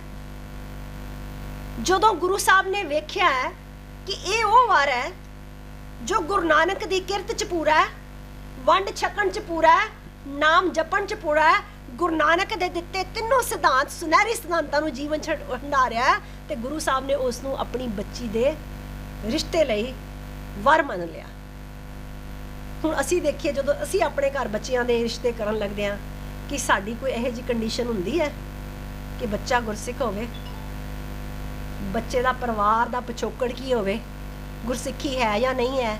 ਪਹਿਲਾਂ ਜਦੋਂ ਰਿਸ਼ਤੇ ਹੁੰਦੇ ਸੀ ਨਾ, ਦੇਖਣ ਜਾਂਦੇ ਸੀ ਤੇ ਬੜੇ ਖੁਸ਼ ਹੁੰਦੇ ਸੀ ਜੇ ਉੱਥੇ ਕੋਈ ਗੁਰਮਤ ਮੈਗਜ਼ੀਨ ਲੱਭ ਜਾਣਾ, ਸਿੱਖ ਫੁਲਵਾੜੀ ਲੱਭ ਜਾਣੀ, ਤੇ ਇਸ ਗੱਲ ਨੂੰ ਪਛਾਣਿਆ ਜਾਂਦਾ ਸੀ ਵੀ ਇਸ ਘਰ ਦੇ ਵਿੱਚ ਚੰਗੀਆਂ ਵੈਲਿਊਜ਼ ਦਾ ਪ੍ਰਸਾਰ ਹੋ ਰਿਹਾ ਹੈ। ਹੁਣ ਤਾਂ ਗਲੈਮਰ ਹੀ ਇੰਨਾ ਜ਼ਿਆਦਾ ਹੈ ਕਿ ਭੰਬਲ ਭੂਸਾ ਹੀ ਪਾ ਦਿੱਤਾ ਜਾਂਦਾ ਹੈ। ਔਰ ਉਸ ਤੋਂ ਵੀ ਅਗਲੀ ਗੱਲ, ਅਸੀਂ ਆਪਣੇ ਬੱਚਿਆਂ ਨੂੰ ਕਿਹਾ ਰੋਬੋਟ ਬਣਾ ਦਿੱਤਾ ਬੱਚਿਆਂ ਨੂੰ। ਅਸੀਂ ਬੱਚੇ ਸਾਡੇ ਪੈਸੇ ਕਮਾਉਣ ਵਾਲੀ ਮਸ਼ੀਨ ਬਣ ਗਏ ਹੈ। ਬੱਚਿਆਂ ਨੂੰ ਪ੍ਰੋਫੈਸ਼ਨਲੀ ਕਿਹੜੀ ਸੂਟ ਕਰਦੀ ਹੈ ਕੁੜੀ ਨੂੰ ਕਿਹੜਾ ਮੁੰਡਾ ਸੂਟ ਕਰਦਾ ਉਹ ਲੈਣਾ ਹੈ। ਹੁਣ ਜੀ ਸਾਡੇ ਲਈ ਜਾਤ, ਸਾਡੇ ਲਈ ਧਰਮ ਕੋਈ ਮਾਇਨਾ ਨਹੀਂ ਰੱਖਦਾ। ਬੱਚਿਆਂ ਦੀ ਆਪਣੀ ਚੋਇਸ ਹੈ ਤੇ ਬੱਚਿਆਂ ਨੂੰ ਪੁੱਛੋ, ਬੱਚੇ ਕਹਿੰਦੇ ਜੀ ਕੰਪੈਟੀਬਿਲਿਟੀ ਹੋਣੀ ਚਾਹੀਦੀ ਹੈ। ਆਪ ਬੱਚੇ ਚੋਇਸ ਕਰਦੇ ਨੇ, ਪਰ ਫਿਰ ਵੀ ਮੈਜੋਰਟੀ ਜਿਹੜੇ ਹੈ ਫੈਮਿਲੀ ਬ੍ਰੇਕ ਹੁੰਦੇ ਨੇ। ਕਿਉਂ ਹੁੰਦੇ ਹੈ? ਕਿਉਂਕਿ ਸਾਨੂੰ ਸਿਖਾਇਆ ਗਿਆ ਸੀ ਵਿਆਹ ਤੇ ਨਿਰਵਾਹ, ਸੰਜੋਗ ਇੱਕ ਦਿਨ ਹੋਣਾ, ਜੁੜਨਾ ਤੇ ਨਿਭਾਉਣਾ ਉਸ ਨੂੰ ਸਾਰੀ ਉਮਰ ਹੈ। ਸਾਨੂੰ ਸਿਖਾਇਆ ਜਾਂਦਾ ਸੀ ਮਾਪਿਆਂ ਦੇ ਨਾਂ ਨੂੰ ਲਾਜ ਨਹੀਂ ਲਾਉਣੀ। ਸਾਨੂੰ ਸਿਖਾਇਆ ਜਾਂਦਾ ਸੀ, ਗੁਰੂ ਅਮਰਦਾਸ ਪਾਤਸ਼ਾਹ ਨੇ ਜੋ ਸਿਖਾਇਆ ਸੀ, 3 ਭੱਬੇ, ਭੱਬਾ ਭਲਾ ਜੀ, ਭੱਬਾ ਭਾਣਾ ਜੀ, ਭੱਬਾ ਭੁੱਲੀ ਜੀ, ਨਿਵਣ ਸੋ ਖਰਖਵਣ ਗੁਣ ਜੇਬਾ ਮਣੀਆਂ ਮੰਤ, ਇਹ ਤਰਾ ਪੈਣੇ ਵੇਸ ਕਰ ਤਾਂ ਵਸਾਵੀ ਕੰਨ। ਪੜਾਉਣੇ ਅਸੀਂ ਆਪਣੇ ਬੱਚਿਆਂ ਨੂੰ। ਅਸੀਂ ਫੈਮਿਲੀ ਇੰਸਟੀਟਿਊਸ਼ਨ ਨੂੰ ਤੋੜਨ ਦੇ ਸਭ ਤੋਂ ਪਹਿਲੇ ਜ਼ਿੰਮੇਦਾਰ ਅਸੀਂ ਆਪ ਬਣੇ ਆ। ਆਪਾਂ ਦੇਖੀ ਆਪਾਂ ਕਿੱਥੇ ਖੜੇ ਆ, ਤੇ ਗੱਲ ਇੰਨੀ ਦੂਰ ਜਾ ਚੁੱਕੀ ਹੈ ਕਿ ਹੁਣ ਇਹਨੂੰ ਅੱਗੇ ਤੋਰਨਾ ਕੋਈ ਸੁਖੈਨ ਕੰਮ ਨਹੀਂ ਹੈ, ਬਹੁਤ ਵੱਡੀ ਕਮਿਟਮੈਂਟ ਦਾ ਕੰਮ ਹੈ। ਬਟ ਇੱਕ ਕਮਾਲ ਦੀ ਗੱਲ ਹੈ ਕਿ ਸਾਡੇ ਕੋਲ ਜੁਗਤ ਬੜੀ ਕਲੀਅਰ ਹੈ, ਸਾਨੂੰ ਕੁਝ ਲੱਭਣਾ ਨਹੀਂ ਪੈਣਾ, ਸਾਨੂੰ ਕੇਵਲ ਤੇ ਕੇਵਲ ਆਪਣਾ ਨਜ਼ਰੀਆ ਬਦਲਣਾ ਪੈਣਾ। ਸਾਨੂੰ ਆਪਣੀ ਫਿਰ ਕਲਾਸੀਫਿਕੇਸ਼ਨ ਕਰਨੀ ਪੈਣੀ ਹੈ ਕਿ ਸੰਸਾਰ ਵਿੱਚ ਮਨੁੱਖ ਬਣ ਕੇ ਮਾਪੇ ਬਣਨਾ ਹੈ ਕਿ ਗੁਰਮੁਖ ਬਣ ਕੇ ਜੀਣਾ ਹੈ। ਬਸ ਇੰਨੀ ਜੀ ਗੱਲ ਹੈ। ਤੇ ਮਨਮੁਖ ਬਣ ਕੇ ਜਾਵਾਂਗੇ ਤੇ ਫਿਰ ਚੱਲੇ ਜੁਆਰੀ ਦੋਏ ਹੱਥ 'ਚ ਆ ਰਿਹਾ, ਤੇ ਜੇ ਗੁਰਮੁਖ ਬਣਨ ਦਾ ਲਾਲਚ ਪਾਲਣਗੇ ਤੇ ਫਿਰ ਸਤਿਗੁਰ ਤੇ ਕਹਿੰਦੇ ਸਾਚੇ ਮੇਲ ਮਿਲਾਏ ਫਿਰ ਤਾਂ ਹੁੰਦਾ ਹਮ ਕਰ ਸਾਜਨ ਆਏ। ਫਿਰ ਤਾਂ ਗੁਰਸਿੱਖਾਂ ਮਨ ਵਧਾਈਆਂ ਹੁੰਦੀਆਂ ਨੇ। ਸੰਸਾਰ ਦੀਆਂ ਪ੍ਰਾਪਤੀਆਂ ਆਉਣੀਆਂ ਜਾਣੀਆਂ ਨੇ, ਇਹ ਵਧਣੀਆਂ ਘਟਣੀਆਂ ਨੇ। ਅੱਜ ਜਿੰਨੇ ਬੱਚੇ ਕਾਰਪੋਰੇਟ ਵਰਲਡ 'ਚ ਪੈਕੇਜ ਲੈ ਕੇ ਐਂਟਰ ਕਰਦੇ ਆ, ਉਹਨਾਂ ਦੀ ਲਾਈਫ ਕਿੰਨੀ ਫਰਸਟ੍ਰੇਟਡ ਹੈ। ਉਹਨਾਂ ਦੇ ਟਾਰਗੇਟਸ ਉਨੇ ਹੀ ਵੱਡੇ ਹੁੰਦੇ ਆ। ਤੁਸੀਂ ਬੱਚਿਆਂ ਨੂੰ ਪੁੱਛ ਕੇ ਦੇਖੋ, ਆਪਣਾ ਵਰਕ ਇੰਜੋਏ ਕਰਦੇ ਆ। ਅੱਜ ਅਸੀਂ ਲੋੜਾਂ ਇੰਨੀਆਂ ਵਧਾਈਆਂ ਹੋਈਆਂ ਆਪਣੀਆਂ, ਸਾਨੂੰ ਲੋੜ ਨਹੀਂ। ਸਾਨੂੰ ਲੋਕਡਾਊਨ ਨੇ ਸਿਖਾਤਾ, ਸਾਨੂੰ ਕੋਵਿਡ ਨੇ ਸਿਖਾਤਾ ਕਿ ਅਸੀਂ ਬਹੁਤ ਥੋੜੇ 'ਚ ਜੀ ਸਕਦੇ ਹਾਂ। ਪਰਿਵਾਰ ਦੇ ਵਿੱਚ ਵਿਦਿਨ ਦਾ ਫੈਮਿਲੀ ਸਾਂਝ ਪਾ ਕੇ ਅਸੀਂ ਲਾਈਫ ਨੂੰ ਬਹੁਤ ਕੰਟੈਂਟਡ ਰੱਖ ਸਕਦੇ ਹਾਂ। ਇਹ ਦੇਖੋ, ਕੁਦਰਤੀ ਅਲਾਮਤਾਂ ਜਦੋਂ ਆਉਂਦੀਆਂ ਨੇ ਮਨੁੱਖ ਨੂੰ ਸਿਖਾਉਣ ਲਈ ਆਉਂਦੀਆਂ ਨੇ, ਔਰ ਇਹਨੇ ਸਾਨੂੰ ਸਿਖਾਇਆ। ਅਸੀਂ ਆਪਣੇ ਘਰਾਂ 'ਚ ਬੜੇ ਸੁਖੀ ਸੀਗੇ। ਅਸੀਂ ਘਰ ਦੇ ਖਾਣੇ ਬਣਾ ਰਹੇ ਸੀ, ਕੋਈ ਬਾਜ਼ਾਰ ਦਾ ਫੂਡ ਨਹੀਂ ਸੀ ਆਂਦਾ, ਕੋਈ ਮਾਲ ਨਿਊਟ੍ਰੀਸ਼ਨ ਨਹੀਂ ਸੀਗੀ। ਘਰਾਂ ਵਿੱਚ ਪਿਆਰ ਸੀ, ਘਰਾਂ ਵਿੱਚ ਸਾਂਝ ਪੈਣੀ ਸ਼ੁਰੂ ਹੋ ਗਈ ਸੀ। ਘਰਾਂ ਦੇ ਵਿੱਚ ਸਾਰੇ ਕੰਮ ਅਸੀਂ ਆਪਣੇ ਹੱਥੀਂ ਕਰਦੇ ਸੀ, ਸਾਰੇ ਦੇ ਸਾਰੇ। ਔਰ ਸਾਰੇ ਜ਼ਿਆਦਾਤਰ ਲੋਕ ਕਹਿੰਦੇ ਸੀ ਵੀ ਅਸੀਂ ਬਹੁਤ ਸੁੱਖ ਨਾਲੇ ਸਮਾਂ ਕੱਟਿਆ। ਪਰ ਫਿਰ ਅਸੀਂ ਭੁੱਲ ਜਾਂਦੇ, ਫਿਰ ਅਸੀਂ ਉਸ ਅੰਨੀ ਦੌੜ ਵਿੱਚ ਲੱਗ ਜਾਂਦੇ ਹਾਂ। ਪਰ ਜੀਵਨ ਦਾ ਅਲਟੀਮੇਟ ਆਨੰਦ ਕਾਰਜ ਜਿਹੜਾ ਗੁਰੂ ਸਾਹਿਬ ਨੇ ਸਾਨੂੰ ਦਿੱਤਾ ਹੈ, ਆਨੰਦ ਜ਼ਿੰਦਗੀ ਦੀ ਪ੍ਰਾਪਤੀ। ਕਿਉਂਕਿ ਐਂਡ ਆਫ ਦਾ ਡੇ ਹਰ ਬੰਦੇ ਨੂੰ ਖੁਸ਼ੀ ਚਾਹੀਦੀ ਹੈ, ਆਨੰਦ ਚਾਹੀਦਾ। ਜੇ ਜੀਵਨ ਵਿੱਚ ਆਨੰਦ ਨਹੀਂ ਤੇ ਕੁਛ ਵੀ ਹੋਵੇ। ਫਿਰ ਬਿਲ ਗੇਟਸ ਦੇਖ ਲਓ, ਦੁਨੀਆ ਦੇ ਵੱਡੇ ਵੱਡੇ ਧਨਾੜ ਦੇਖ ਦਿਓ। ਸਿਕੰਦਰ ਦੀ ਮਿਸਾਲ ਅਸੀਂ ਦਿੰਦੇ ਹਾਂ ਵੀ ਉਹਨੇ ਸੰਸਾਰ ਜਿੱਤ ਕੇ ਅਖੀਰ ਨੂੰ ਕਹਿਤਾ ਸੀ ਮੇਰੇ ਹੱਥ ਬਾਹਰ ਕੱਢ ਦਿਓ ਵੀ ਮੈਂ ਖਾਲੀ ਚੱਲਾਂ, ਲੈ ਕੇ ਕੁਛ ਨਹੀਂ ਚੱਲਾ। ਪਰ ਸਾਨੂੰ ਸਮਝ ਨਹੀਂ ਆਉਂਦੀ। ਅਸੀਂ ਕਹਾਂਗੇ ਕੀ ਕਰੀਏ, ਗੁਜ਼ਾਰਾ ਨਹੀਂ ਹੁੰਦਾ, ਕੀ ਕਰੀਏ, ਫਿਊਚਰ ਸੇਫ ਕਰਨਾ ਪੈਂਦਾ। ਸਾਨੂੰ ਗੁਰੂ ਤੇ ਭਰੋਸਾ ਨਹੀਂ, ਸਾਨੂੰ ਆਪਣੇ ਆਪ ਤੇ ਭਰੋਸਾ ਨਹੀਂ। ਵਿਦ ਦਾ ਰਿਜ਼ਲਟ ਕਿ ਅਸੀਂ ਕੰਪਰੋਮਾਈਜ਼ ਕਰਦੇ ਹਾਂ ਜ਼ਿੰਦਗੀ 'ਚ, ਔਰ ਗਲਤ ਡਿਸੀਜਨ ਵੀ ਬਣਾਉਂਦੇ ਅਸੀਂ ਜ਼ਿੰਦਗੀ 'ਚ। ਜਦ ਕਿ ਜਿਹੜਾ ਸੰਕਲਪ ਗੁਰੂ ਸਾਹਿਬ ਨੇ ਸਾਨੂੰ ਦਿੱਤਾ ਸੀ ਆਨੰਦ ਕਾਰਜ ਦਾ, ਗ੍ਰਸਥ ਆਸ਼ਰਮ ਦੀ ਪ੍ਰਧਾਨਤਾ ਦਾ। ਪਹਿਲਾਂ ਦੇਖੀਏ ਗ੍ਰਸਥ ਹੈ ਕੀ। ਹਿੰਦੂ ਮਤ ਨੇ ਕਿਹਾ 25 ਸਾਲ ਗ੍ਰਸਥ ਰਹੋ, ਗੁਰੂ ਸਾਹਿਬ ਨੇ ਕਿਹਾ ਜਨਮ ਤੋਂ ਲੈ ਕੇ ਮ੍ਰਿਤਕ ਸੰਸਕਾਰ ਤੱਕ ਸਭ ਤੇਰਾ ਪਰਿਵਾਰ ਵਿੱਚ ਹੋਣਾ। ਵਿੱਚ ਉਦਮ ਕਰੇਂਦਿਆ ਜਿਉ ਤੋਂ ਕਮਾਉਂਦਿਆਂ ਸੁਖ ਪੁੰਜ ਧਿਆਇਂਦਿਆਂ ਤੋਂ ਪ੍ਰਭੂ ਮਿਲ ਨਾਨਕ ਉਤਰੀ ਚਿੰਤ। ਗੁਰੂ ਸਾਹਿਬ ਕਹਿੰਦੇ ਵਿੱਚੇ ਹੋਈ ਹੈ ਮੁਕਤ ਵਾਲੀ ਗੱਲ। ਹਸਲੰਦਿਆਂ ਖਲੰਦਿਆਂ ਖਵੰਦਿਆਂ ਪਨੰਦਿਆਂ ਵਿੱਚੇ ਹੋਈ ਹੈ ਮੁਕਤ। ਨਾਨਕ ਸਤਿਗੁਰ ਭੇਟੀਏ ਪੂਰੀ ਹੋਵੇ ਜੁਗਤ ਗੁਰੂ ਨਾਨਕ ਸਾਹਿਬ ਨੇ ਸਾਨੂੰ ਦਿੱਤੀ ਹੈ। ਤੇ ਇੱਥੇ ਕੀ ਕਰਨਾ? ਸਭ ਤੋਂ ਪਹਿਲਾਂ ਜਪਜੀ ਸਾਹਿਬ 'ਚ ਮਨ ਤੋਂ ਜੋਤ ਸਰੂਪ ਹੈ ਆਪਣਾ ਮੂਲ ਪਛਾਣ। ਹੁਣੇ ਆਪਾਂ ਫੈਮਿਨਨ ਮਿਰਚੂ ਦੀ ਗੱਲ ਕੀਤੀ ਹੈ ਨਾ, ਆਪਣੇ ਮੂਲ ਦੀ ਗੱਲ ਕੀਤੀ ਹੈ। ਚੰਗਾ ਲੱਗਦਾ ਹੈ ਨਾ ਜਦੋਂ ਪਤਾ ਲੱਗਦਾ ਹੈ ਕਿ ਸਾਨੂੰ ਕਿੰਨੀਆਂ ਬਖਸ਼ਿਸ਼ਾਂ ਗੁਰੂ ਦੇ ਘਰੋਂ ਮਿਲੀਆਂ ਹੋਈਆਂ ਨੇ, ਕਿਸੇ ਤੋਂ ਸਾਨੂੰ, ਅਸੀਂ ਕਿਸੇ ਦੇ ਮੁਹਤਾਜ ਨਹੀਂ ਆ, ਬਸ ਇਹਨਾਂ ਨੂੰ ਐਕਸੈਲ ਨਹੀਂ ਕਰਨਾ ਹੈ। ਚੰਗਾ ਲੱਗਦਾ ਨਾ ਜੀ। ਇੱਦਾਂ ਹੀ ਗੁਰਸਿੱਖ ਬਣਨ ਦਾ ਲਾਲਚ ਪਾਲਣਾ ਵੀ ਚੰਗਾ ਲੱਗੇਗਾ ਜਦੋਂ ਆਪਾਂ ਇਸ ਮਾਰਗ ਤੇ ਤੁਰੇ। ਤੇ ਜਦੋਂ ਅਸੀਂ ਇਹ ਸੋਚਣ ਲੱਗ ਪਾਂਗੇ ਤੇ ਫਿਰ ਮਨ ਤੋਂ ਜੋਤ ਸਰੂਪ, ਜਦੋਂ ਇਸ ਗੱਲ ਦੀ ਪਛਾਣ ਹੋ ਗਈ, ਤੇ ਗੁਰੂ ਸਾਹਿਬ ਸਾਨੂੰ ਰੋਜ਼ ਕਹਿੰਦੇ ਨੇ ਸਭ ਮੈਂ ਜੋਤ ਹੈ ਸੋਏ, ਤਿਸ ਦੇ ਚਾਨਣ ਸਭ ਮੈਂ ਚਾਨਣ ਹੋਏ। ਹੇ ਜੀ, ਤੂੰ ਆ ਪ੍ਰਾਪਤ ਕਰਨਾ ਹੈ ਇਹ ਜਗ ਨੂੰ ਸੱਚੇ ਕੀ ਕੋਠੜੀ ਬਣਾਉਣ ਦੇ ਲਈ। ਕੁਦਰਤ ਕੋਲੋਂ ਸਿੱਖ, ਕੁਦਰਤ ਕੋਲੋਂ ਸਿੱਖ। ਮੱਝ ਹੋਵੇ, ਗਾਂ ਹੋਵੇ, ਬੱਕਰੀ ਹੋਵੇ, ਕਿੰਨੇ ਜਾਨਵਰ, ਅਲੱਗ-ਅਲੱਗ ਰੰਗ, ਅਲੱਗ-ਅਲੱਗ ਨਸਲ, ਪਰ ਦੁੱਧ ਸਭ ਦਾ ਇੱਕੋ ਰੰਗ ਦਾ। ਇਕੱਠਾ ਕਰ ਦਿਓ, ਦੱਸ ਸਕੋਗੇ ਕਿਹੜਾ ਗਾਂ ਦਾ ਕਿਹੜਾ ਮੱਝ ਦਾ? ਸਭ ਇੱਕੋ ਜਾਂਦਾ। ਬਨਸਪਤੀ ਕਿੰਨੀ ਤਰ੍ਹਾਂ ਦੀ, ਖੁਸ਼ਬੂ ਇੱਕ। ਚੰਨ ਤਾਰੇ ਕਿੰਨੇ, ਚਾਨਣ ਇੱਕ। ਇਹ ਕੁਦਰਤ ਸਾਨੂੰ ਸਿਖਾਉਂਦੀ ਹੈ, ਕੁਦਰਤ ਨੇ ਸਾਨੂੰ ਇਹ ਸਿਖਾਇਆ ਹੈ। ਤੇ ਇਹ ਜਿਹੜੀ ਗੱਲ ਹੈਗੀ ਹੈ, ਇਹ ਅਸੀਂ ਜੀਵਨ ਵਿੱਚ ਜਦੋਂ ਪਾਲਾਂਗੇ ਮਨ ਤੋਂ ਜੋਤ ਸਰੂਪ ਹੋ ਕੇ, ਫਿਰ ਮੈਂ ਦਾ ਹਨੇਰਾ ਮਿਟੇਗਾ। ਜਦੋਂ ਇਹ ਪਤਾ ਲੱਗ ਗਿਆ ਨਾ ਕਿ ਮੇਰੇ ਅੰਦਰ ਵੀ ਉਹਦੀ ਜੋਤ ਹੈ, ਤੇਰੇ ਅੰਦਰ ਵੀ ਉਹਦੀ ਜੋਤ ਹੈ, ਤੇ ਫਿਰ ਮੰਦਾ ਜਾਣੇ ਆਪ ਕੋ ਅਵਰ ਭਰਾ ਸੰਸਾਰ ਵੰਦਾ। ਫਿਰ ਗੱਲ ਬਣਦੀ ਹੈ ਨਾ ਕੋ ਬੈਰੀ ਨਾ ਹੀ ਬੇਗਾਨਾ ਸਗਲ ਸੰਗਮ ਕੋਮਲ ਨਹੀਂ। ਕਹਿੰਦੇ ਮੰਦਾ ਕਿਸ ਨੂੰ ਆਖੀਏ ਜਦ ਤਿਸਬੇ ਨਵਰ ਨਾ ਕੋਈ। ਮੈਂ ਵਾਹਿਗੁਰੂ ਜੀ ਹਾਂ, ਤੁਸੀਂ ਵਾਹਿਗੁਰੂ ਜੀ ਹੋ, ਮੈਂ ਤੁਹਾਨੂੰ ਕਿੱਦਾਂ ਮਾੜਾ ਲਫ਼ਜ਼ ਕਹਿ ਸਕਦੀ ਹਾਂ? ਉਹ ਤੇ ਸਭ ਵਿੱਚ ਸਮਾਇਆ ਹੋਇਆ ਹੈ, ਮੈਂ ਕਿੱਦਾਂ ਨਰਾਦਰ ਕਿਸੇ ਦਾ ਕਰ ਸਕਦੀ ਹਾਂ? ਇਹ ਸੋਚ ਨੂੰ ਲਿਆ ਕੇ ਜਦੋਂ, ਪਰ ਇਹ ਚਾਨਣ ਕਦੋਂ ਆਉਂਦਾ ਹੈ? ਜਦੋਂ ਗੁਰੂ ਸਾਹਿਬ ਕਹਿੰਦੇ ਆ ਨਾ, ਖੰਨਿਓ ਤਿੱਖੀ ਵਾਲੋਂ ਨਿੱਕੀ ਇਹ ਤੇ ਮਾਰਗ ਜਾਣਾ। ਸਾਚ ਕਹੋ ਸੁਣ ਲਿਓ ਸਭੇ ਜਨ ਪ੍ਰੇਮ ਕਿਉ ਤੇ ਨਹੀਂ ਪ੍ਰਾਪਾਇਆ। ਪਰ ਪ੍ਰੇਮ ਦਾ ਮਾਰਗ ਕੀ ਹੈ? ਖੰਨਿਓ ਤਿੱਖੀ ਵਾਲੋਂ ਨਿੱਕੀ ਇਹ ਤੇ ਮਾਰਗ ਜਾਣਾ। है ना। पर ਜਦੋਂ ਪ੍ਰੇਮ ਦੀ ਬਾਤ ਆ ਜਾਂਦੀ ਨਾ, ਜਦੋਂ ਇਹ ਅੰਦਰ ਚਾਨਣ ਦੀ ਗੱਲ ਆਉਂਦੀ ਹੈ ਕਿ ਸਭ ਕੁਝ ਉਹਦਾ ਹੈ, ਤੇ ਫਿਰ ਇੱਕ ਪ੍ਰੇਮ ਦੀ ਗੱਲ ਹੁੰਦੀ ਹੈ। ਤੇ ਪ੍ਰੇਮ ਦੀ ਗੱਲ ਦੇ ਨਾਲ ਕੀ ਹੁੰਦਾ, ਇਹ ਅੰਦਰ ਦੀ ਗੱਲ ਹੈ। ਇਹ ਗੱਲ ਆਪਾਂ ਯਾਦ ਕਰ ਲਈਏ ਕਿ ਜੋ ਕੁਝ ਬਾਹਰ ਹੈ ਨਾ, ਉਹ ਸਭ ਵਿਖਾਵਾ ਹੈ, ਉਹ ਸਭ ਸਵਾਰਥ ਹੈ, ਉਹ ਸਭ ਵਿਕਾਰੀ ਹੈ, ਤੇ ਉਸ ਨੇ ਇੱਕ ਨਾ ਇੱਕ ਦਿਨ ਖਤਮ ਹੋਣਾ, ਟੁੱਟਣਾ ਹੈ। ਉਹਨੇ ਹੋਰ ਵੀ ਮੁਸੀਬਤਾਂ ਨੂੰ ਜਨਮ ਦੇਣਾ ਹੈ। ਤੇ ਜਦੋਂ ਅੰਦਰ ਦਾ ਸਫ਼ਰ ਅਸੀਂ ਸ਼ੁਰੂ ਕਰਦੇ ਹਾਂ, ਜਦੋਂ ਅੰਤਰੀਵ ਦੀ ਬਾਤ ਕਰਦੇ ਹਾਂ, ਉਦੋਂ ਆਨੰਦ ਦੀ ਬਾਤ ਵੀ ਨਾਲ ਸ਼ੁਰੂ ਹੁੰਦੀ ਹੈ। ਅੰਤਰੀਵ ਦੇ ਸਫ਼ਰ ਦੇ ਵਿੱਚ ਇਕਾਗਰਤਾ ਵੀ ਹੋਏਗੀ, ਆਨੰਦ ਵੀ ਹੋਏਗੀ, ਤੇ ਫਿਰ ਏਕੇ ਦੀ ਬਾਤ ਵੀ ਹੋਏਗੀ। ਫਿਰ ਕਿਸੇ ਦਾ ਜੀ ਦਿਖਾਉਣ ਤੇ ਜੀ ਨਹੀਂ ਕਰੇਗਾ, ਕਿਉਂਕਿ ਇਹ ਜਿਹੜੀ ਜੁਗਤ ਗੁਰੂ ਸਾਹਿਬ ਨੇ ਸਾਨੂੰ ਦਿੱਤੀ ਹੈ, ਜਿਸਮਾਂ ਦੇ ਮੇਲ ਦੀ ਹੈ ਹੀ ਨਹੀਂ, ਇਹ ਰੂਹਾਂ ਦੇ ਮੇਲ ਦੀ ਬਾਤ ਹੈ। ਤੇ ਗੁਰੂ ਸਾਹਿਬ ਨੇ ਕਿਹਾ ਹੈ ਕਿ ਇੱਥੇ ਕੀ ਹੈ, ਗ੍ਰਸਤ ਆਸ਼ਰਮ, ਗ੍ਰਸਤ ਗ੍ਰਹਿ ਜਮਾ ਸਤ। ਘਰ ਕਿਹੜਾ? ਰੋਜ਼ ਪੜ੍ਹਦੇ ਆ, ਜੈ ਕਰ ਕੀਰਤ ਆਖੀਏ, ਕਰਤੇ ਕਾ ਹੋਏ ਵਿਚਾਰੋ, ਤਿਤ ਕਰ ਗਾਵੋ ਸੋਇਲਾ ਸਿਵਰੋ ਸਿਰਜਨ। ਘਰ ਤੇ ਉਹਨੂੰ ਕਹਿੰਦੇ ਨੇ। ਗੁਰੂ ਨਾਨਕ ਸਾਹਿਬ ਨੇ ਤੇ ਅਗਲੀ ਬਹੁਤ ਵੱਡੀ ਗੱਲ ਕਹੀ, ਘਰ ਘਰ ਅੰਦਰ ਧਰਮਸ਼ਾਲ ਹੋਵੇ, ਕੀਰਤਨ ਸਦਾ ਵਸੋਵਾ। ਇਹ ਦੇਖੋ ਸਾਡੇ ਮਿਨੀਮਮ ਡਿਸਿਪਲਿਨਸ ਨੇ। ਮਿਨੀਮਮ, ਇਹ ਮੈਂ ਕੋਈ ਗੁੱਜੀਆਂ ਗੱਲਾਂ ਨਹੀਂ ਕਰ ਰਹੀ, ਮੈਂ ਜਾਣ ਬੁੱਝ ਕੇ ਉਹ ਗੱਲ ਕਰ ਰਹੀ ਹਾਂ, ਉਹ ਸ਼ਬਦ ਲੈ ਰਹੀ ਹੈ ਜਿਹੜੇ ਆਪਾਂ ਰੋਜ਼ ਨਿਤਾ ਪ੍ਰਤੀ ਯੂਜ਼ ਕਰਦੇ ਹਾਂ। ਤੇ ਸੱਤ, ਘਰ ਤੇ ਸੱਤ ਦਾ ਮੇਲ ਹੀ ਗ੍ਰਸਤ ਆਸ਼ਰਮ ਹੈ, ਜਿੱਥੇ ਸੱਚ ਦੀ ਜੁਗਤ ਹੈ, ਜਿੱਥੇ ਇੱਕ ਦੂਜੇ ਤੇ ਪਿਆਰ ਹੈ, ਜਿੱਥੇ ਇੱਕ ਕੌਨਫੀਡੈਂਸ, ਈਰਖਾ ਦੁਆਸ਼ ਨਹੀਂ ਹੈ, ਜਿੱਥੇ ਤੂੰ ਮੈਂ ਨਹੀਂ ਹੈ। ਇਸ ਘਰ ਵਿੱਚ ਅਸੀਂ ਤਿੰਨ ਤਰ੍ਹਾਂ ਦੀਆਂ ਸਾਂਝਾਂ ਪਾਉਂਦੇ ਹਾਂ। ਪਹਿਲੀ ਸਾਂਝ ਹੈ ਵਿਕਾਰ ਦੀ, ਦੂਜੀ ਹੈ ਵਿਹਾਰ ਦੀ, ਤੇ ਤੀਜੀ ਹੈ ਪਿਆਰ ਦੀ। ਚੌਥੀ ਕੋਈ ਸਾਂਝ ਨਹੀਂ ਸੰਸਾਰ ਤੇ।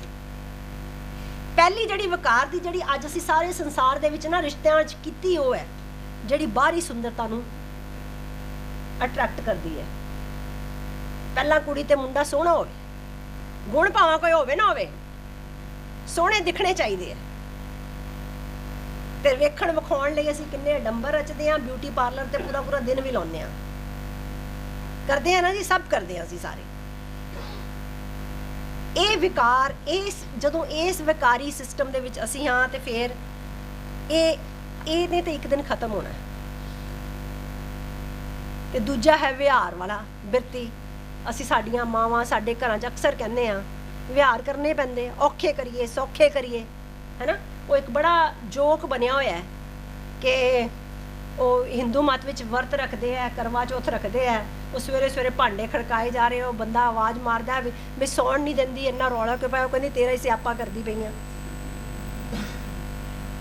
ਇਹ ਵਿਹਾਰ ਹੈ, ਕਰਮਕਾਂਡ ਹੈ, ਮਜਬੂਰੀ ਵਸ। ਜਦੋਂ ਅਸੀਂ ਆਪਣੇ ਸੰਸਾਰ ਦੇ ਕਾਰ ਵਿਹਾਰ ਇਦਾਂ ਕਰਦੇ ਆ ਨਾ, ਸੰਸਾਰਿਕ ਹੋ ਕੇ ਕਰਦੇ ਆ, ਰਸਮੀ ਕਰਦੇ ਆ, ਉਦੋਂ ਘਰ ਨਰਕ ਤੋਂ ਵੱਧ ਨਹੀਂ ਹੋ ਸਕਦਾ। ਤੇ ਇਹ ਸਭ ਚੋਂ ਨਿਕਲਣ ਦਾ ਇੱਕੋ ਇੱਕ ਤਰੀਕਾ ਹੈ ਕਿ ਅਸੀਂ ਪਰਿਵਾਰਕ ਰਿਸ਼ਤੇ ਵਿੱਚ ਪ੍ਰੀਤ ਦੀ ਗੰਢ ਪਾਈਏ। ਇੱਕ ਜੋਤ ਤੋਂ ਮੂਰਤੀ ਬਣਨ ਦੇ ਲਈ ਪਹਿਲੇ ਦਿਨੋਂ ਮੈਂ ਨਹੀਂ ਸਭ ਤੂੰ ਸਾਨੂੰ ਸਿਖਾਇਆ ਜਾਂਦਾ ਹੈ। ਜਦੋਂ ਸਿੱਖਿਆ ਦਿੰਦੇ ਸੀ, ਪਹਿਲਾਂ ਕਹਿੰਦੇ ਹੁੰਦੇ ਸੀ ਬੱਚਿਆਂ ਨੂੰ, ਦੋਨਾਂ ਨੂੰ, ਕਿ ਅੱਜ ਤੋਂ ਪਹਿਲਾਂ ਤੁਹਾਡਾ ਹੱਥ ਇਦਾਂ ਸੀ, ਅੱਜ ਤੋਂ ਬਾਅਦ ਇਦਾਂ ਕਰਨਾ ਹੈ। ਬਸ ਇਹੀ ਜੁਗਤ ਹੈ ਘਰ ਨੂੰ ਸੁਖੀ ਬਣਾਉਣ ਦੀ। ਲੈਣਾ ਨਹੀਂ, ਸਭ ਦੇਣਾ, ਸਭ ਦੇਣਾ। ਤੇ ਜੋ ਦੇਾਂਗੇ ਉਹ ਮਲਟੀਪਲਾਈ ਹੋ ਕੇ ਵਾਪਸ ਤੁਹਾਡੇ ਕੋਲ ਆਏਗਾ। ਇਹ ਕੁਦਰਤ ਦਾ ਨਿਯਮ ਹੈ। ਇਸ ਨਿਯਮ ਨੂੰ ਅਸੀਂ ਭੁੱਲ ਗਏ ਸਾਰੇ। ਗਿਵਰ ਬਣਨਾ ਹੈ। ਤੇ ਗੁਰੂ ਸਾਹਿਬ ਕੀ ਕਹਿੰਦੇ ਨੇ, ਜੋ ਬਨ ਜਾਂਦੇ ਨਾ ਡਰਾਂ, ਜੇ ਸਹਿ ਪ੍ਰੀਤ ਨਾ ਜਾਏ। ਇੱਥੇ ਤਾਂ ਸ਼ਰੀਰਾਂ ਦੀ ਬਾਤ ਹੀ ਨਹੀਂ ਹੈ। ਤੇ ਇੱਥੇ ਗੁਰੂ ਸਾਹਿਬ ਕਹਿੰਦੇ ਨੇ, ਅਤ ਸੁੰਦਰ ਕੁਲੀਨ ਚਤੁਰ ਮੁਖ ਗਿਆਨੀ ਧਨਵੰਤ, ਮਿੱਤਕ ਕਹੀਏ ਨਾਨਕਾ, ਜੇ ਪ੍ਰੀਤ ਨਹੀਂ ਭਗਵੰਤ। ਜੇ ਤੇਰੇ ਅੰਦਰ ਪ੍ਰੀਤ ਨਹੀਂ, ਤੇ ਫਿਰ ਤੇਰੀ ਇਹ ਧਨ ਪਿਰ ਦੀ ਬਾਤ ਨਹੀਂ ਸ਼ੁਰੂ ਹੋ ਸਕਦੀ। ਧਨ ਪਿਰ ਦੀ ਬਾਤ ਸ਼ੁਰੂ ਕਰਨ ਲਈ ਸਹਿ ਕੀ ਸਾਰ ਸੁਹਾਗਣ ਜਾਣੇ, ਤਜ ਅਭਿਮਾਨ ਰੰਗ ਲਰੀਆਂ ਮਾਣੇ। ਕੀ ਕਰਨਾ ਪਏਗਾ? ਇੱਕ ਸਿੱਖ ਦੋਏ ਸਾਧ ਸੰਗਤ।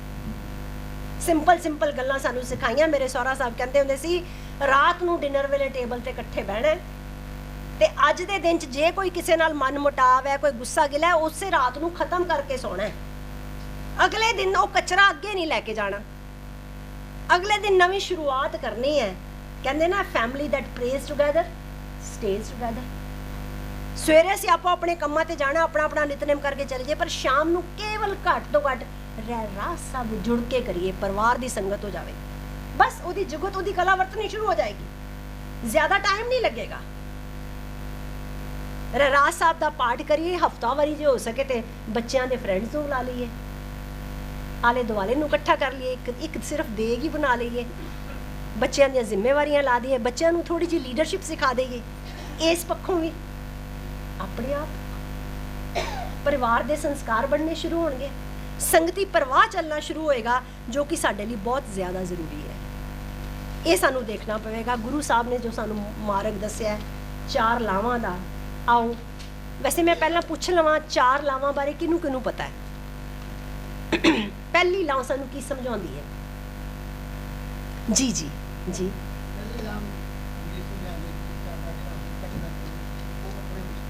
ਜੀ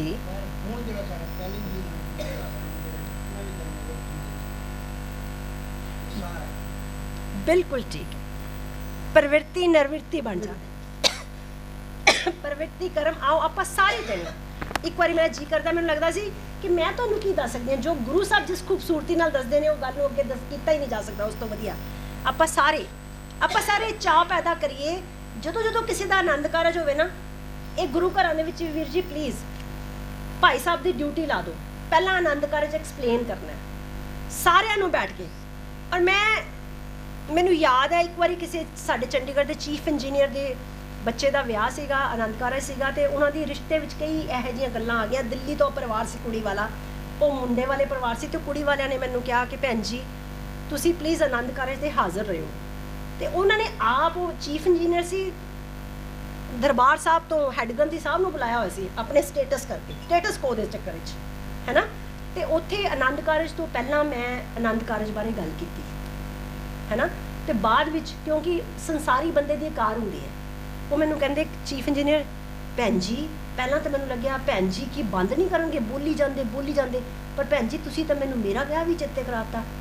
ਇਹ ਸਾਰੀਆਂ ਸਿੱਖਿਆ ਤਾਂ ਤੁਸੀਂ ਮੈਨੂੰ ਦੇਤੀਆਂ, ਬੱਚੇ ਦੀ ਤਾਂ ਗੱਲ ਬਾਅਦ ਵਿੱਚ ਹੈ। ਔਰ ਉਸ ਦਿਨ ਮੈਨੂੰ ਸਾਰੀ ਸੰਗਤ ਨੇ ਕਿਹਾ ਕਿ ਸਾਨੂੰ ਅੱਜ ਪਤਾ ਲੱਗਾ ਕਿ ਆਨੰਦ ਕਾਰਜ ਸਾਡੇ ਸਾਰਿਆਂ ਲਈ ਵੀ ਕਿੰਨਾ ਇੰਪੋਰਟੈਂਟ ਹੈ। ਐਕਚੁਅਲੀ ਸਾਨੂੰ ਹਰ ਆਨੰਦ ਕਾਰਜ 'ਚ ਇਸੇ ਭਾਵਨਾ ਨਾਲ ਸ਼ਾਮਲ ਹੋਣਾ ਚਾਹੀਦਾ, ਤੇ ਜੇ ਅਸੀਂ ਆਨੰਦ ਕਾਰਜ ਸੰਗਤੀ ਕਰ ਸਕੀਏ ਤੇ ਇਸ ਗੱਲ ਦੀ ਕੋਈ ਰੀਸ ਹੀ ਨਹੀਂ। ਗੁਰੂ ਸਾਹਿਬ ਸਾਨੂੰ ਪਹਿਲੀ ਲਾਂਚ ਕੀ ਕਹਿੰਦੇ ਨੇ? ਹਰ ਪਹਿਲੜੀ ਰਾਮ ਪ੍ਰਵਿਰਤੀ ਕਰਮ ਦ੍ਰਿੜਾਇਆ, ਬਲਰਾਮ ਜੀਓ ਬਾਣੀ ਬ੍ਰਹਮਾ ਵੇਦ ਧਰਮ ਦ੍ਰਿੜੋ, ਪਾਪ ਤਜਾਇਆ ਬਲਰਾਮ ਜੀਓ ਧਰਮ ਦ੍ਰਿੜੋ, ਹਰ ਨਾਮ ਤੇ ਆਵੋ ਸਿਮਰਤ ਨਾਮ ਦ੍ਰਿੜਾਇਆ, ਸਤਿਗੁਰ ਗੁਰਪੂਰਾ ਆਰਾਧੋ, ਸਭ ਕਿਲ ਵਿਖ ਪਾਪ ਗਵਾਇਆ, ਸਹਿਜ ਆਨੰਦ ਹੋਆ ਵਡ ਭਾਗੀ, ਮਨ ਹਰ ਹਰ ਮੀਠਾ ਲਾਇਆ, ਜਨ ਕਹੇ ਨਾਨਕ ਲਾਮ ਪਹਿਲੀ, ਆਰੰਭ ਕਾਜ ਰਚਾਇਆ। ਪ੍ਰਵਿਰਤੀ ਕਰਮ ਸੰਸਾਰ ਵਿੱਚ ਸਾਡੇ ਲਈ ਜ਼ਰੂਰੀ ਹੈ, ਅਸੀਂ ਕਰਦੇ ਹਾਂ, ਅਸੀਂ ਕਰਨਾ ਹੈ, ਪਰ ਇਹ ਪ੍ਰਵਿਰਤੀ ਕਰਮ ਸਾਡੇ ਲਈ ਨਿਰਵਿਰਤੀ ਦਾ ਮਾਰਗ ਬਣ ਜਾਵੇ, ਤਾਂ ਜੋ ਅਸੀਂ ਆਪਣੇ ਪਾਪਾਂ ਤੋਂ ਬਚ ਸਕੀਏ। ਤੇ ਪਾਪ ਕਰਮ ਤੋਂ ਬਚਣ ਦੇ ਲਈ ਸਾਨੂੰ ਧਰਮ ਦੀ ਟੇਕ ਲੈਣੀ ਪਵੇਗੀ। ਧਰਮ ਦੀ ਟੇਕ ਲੈਣ ਲਈ ਮਨ ਨੂੰ ਸਾਧਨਾ ਪਵੇਗਾ, ਤੇ ਫਿਰ ਸਾਨੂੰ ਜਿੱਦਾਂ ਬਾਣੀ 'ਚ ਆਪਾਂ ਪੜ੍ਹਦੇ ਆ ਨਾ, ਭਾਂਡਾ ਧੋਏ ਬੈਸ ਧੂਪ ਦੇਵੋ ਤੋ ਦੁੱਧ ਦੇ ਕੋ ਜਾਵੋ। ਸਿੰਪਲ ਹੈ ਨਾ ਜੀ? ਨਹੀਂ ਤਾਂ ਕੀ ਹੋਏਗਾ, ਜੋ ਪਾਵਾਂਗੇ ਸਭ ਖਰਾਬ ਹੋ ਜਾਵੇਗਾ।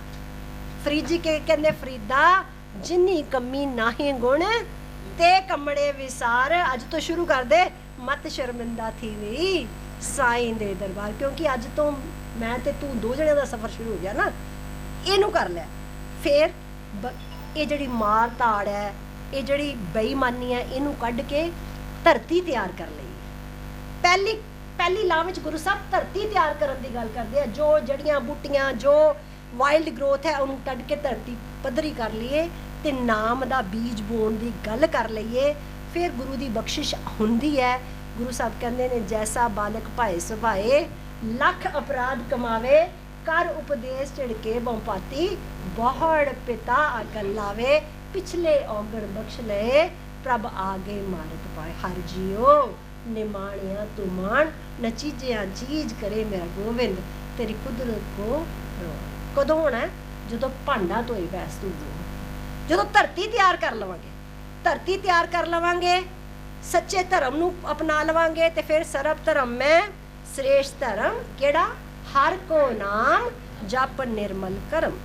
तेरा यही करम है, धरती धर्मशाल बन जाए ते मर्यादा विच तू अपना कर्म कर ते तेरी सांझ दा आधार फिर माया नहीं अध्यात्म होवे, हरि दा नाम होवे। तेरा सांझ दा आधार वो बन जावे ते सांझे जीवन आदर्श वल रल के तुरना करिए। इस तरह ये पहली लाउन दा आरंभ हुंदा है ते जदों इहो जी अवस्था बनदी है फिर गुरु साहब कहंदे ना सहज आनंद होआ वडभागी मन हर हर मीठा लाया। फिर हरि प्रभु दा नाम मिठा लगदा है।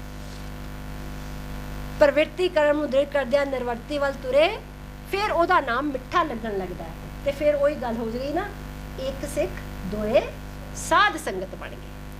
ਪਹਿਲੀ ਲਾਮ ਦੇ ਵਿੱਚ ਸਾਹਿਬ ਨੇ ਸਾਨੂੰ ਇਹ ਮਾਰਗਦਰਸ਼ਨ ਕੀਤਾ ਹੈ ਤੇ ਫਿਰ ਅਸੀਂ ਦੂਜੀ ਲਾਮ ਲਈ ਤੁਰਦੇ ਹਾਂ।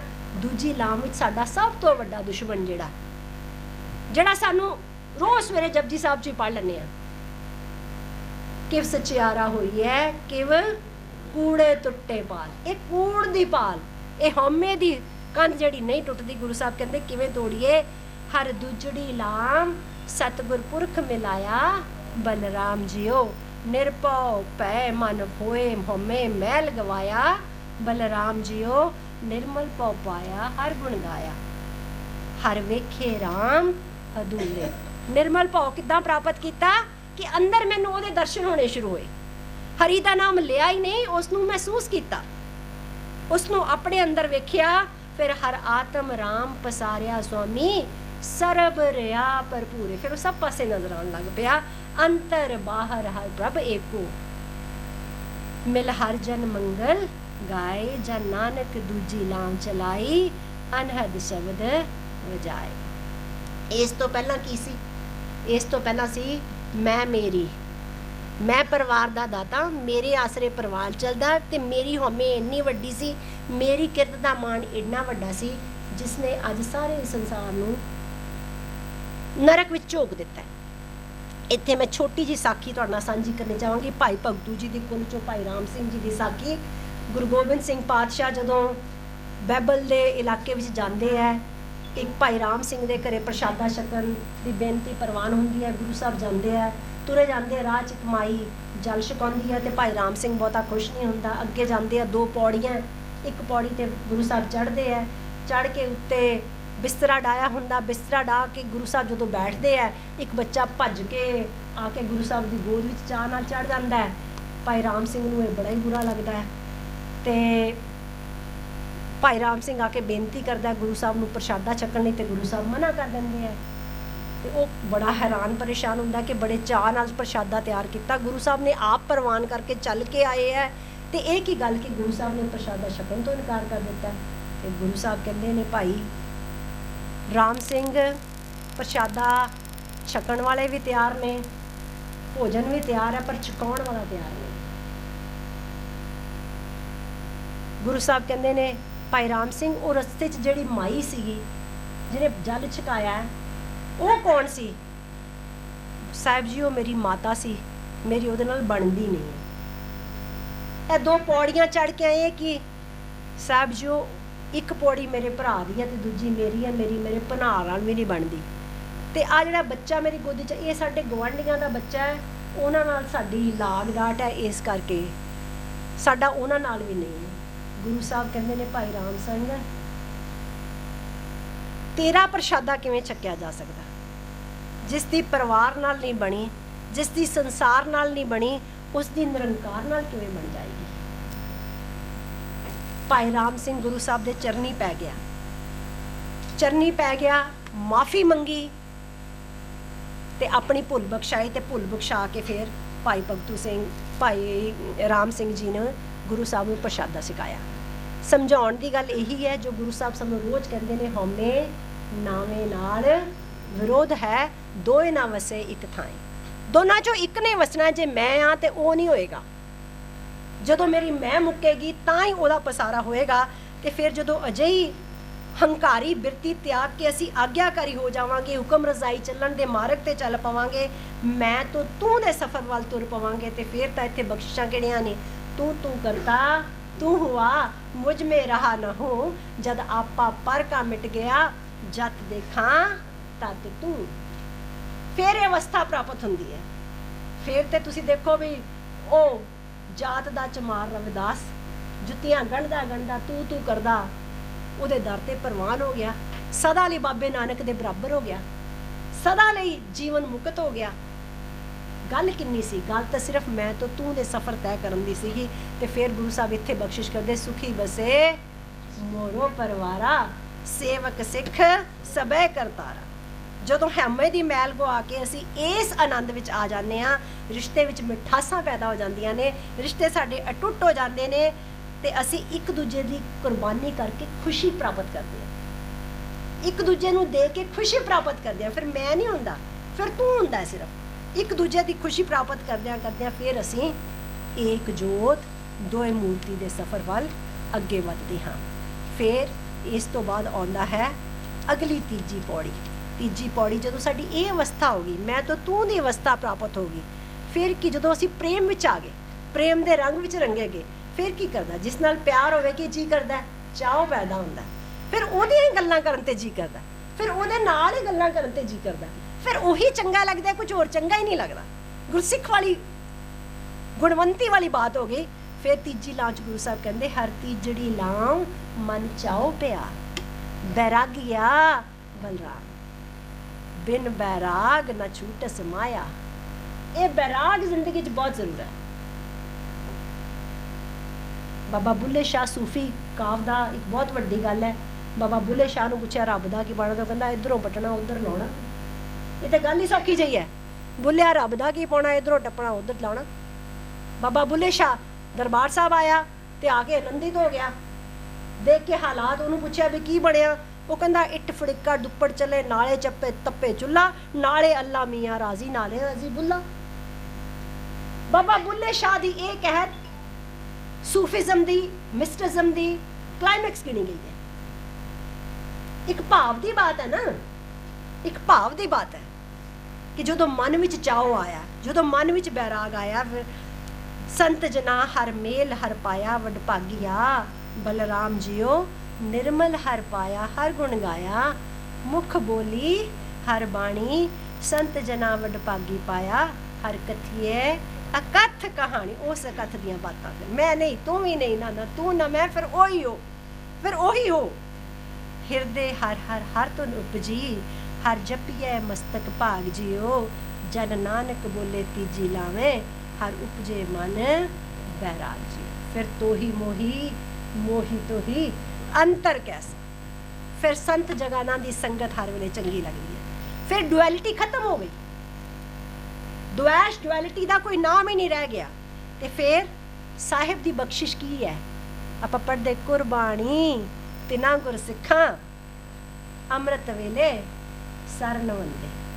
ਕੁਰਬਾਨੀ ਤਿਨਾ ਗੁਰਸਿੱਖਾਂ, ਪਿਛਲ ਰਾਤੀ ਉੱਠ ਖੜੰਦੇ।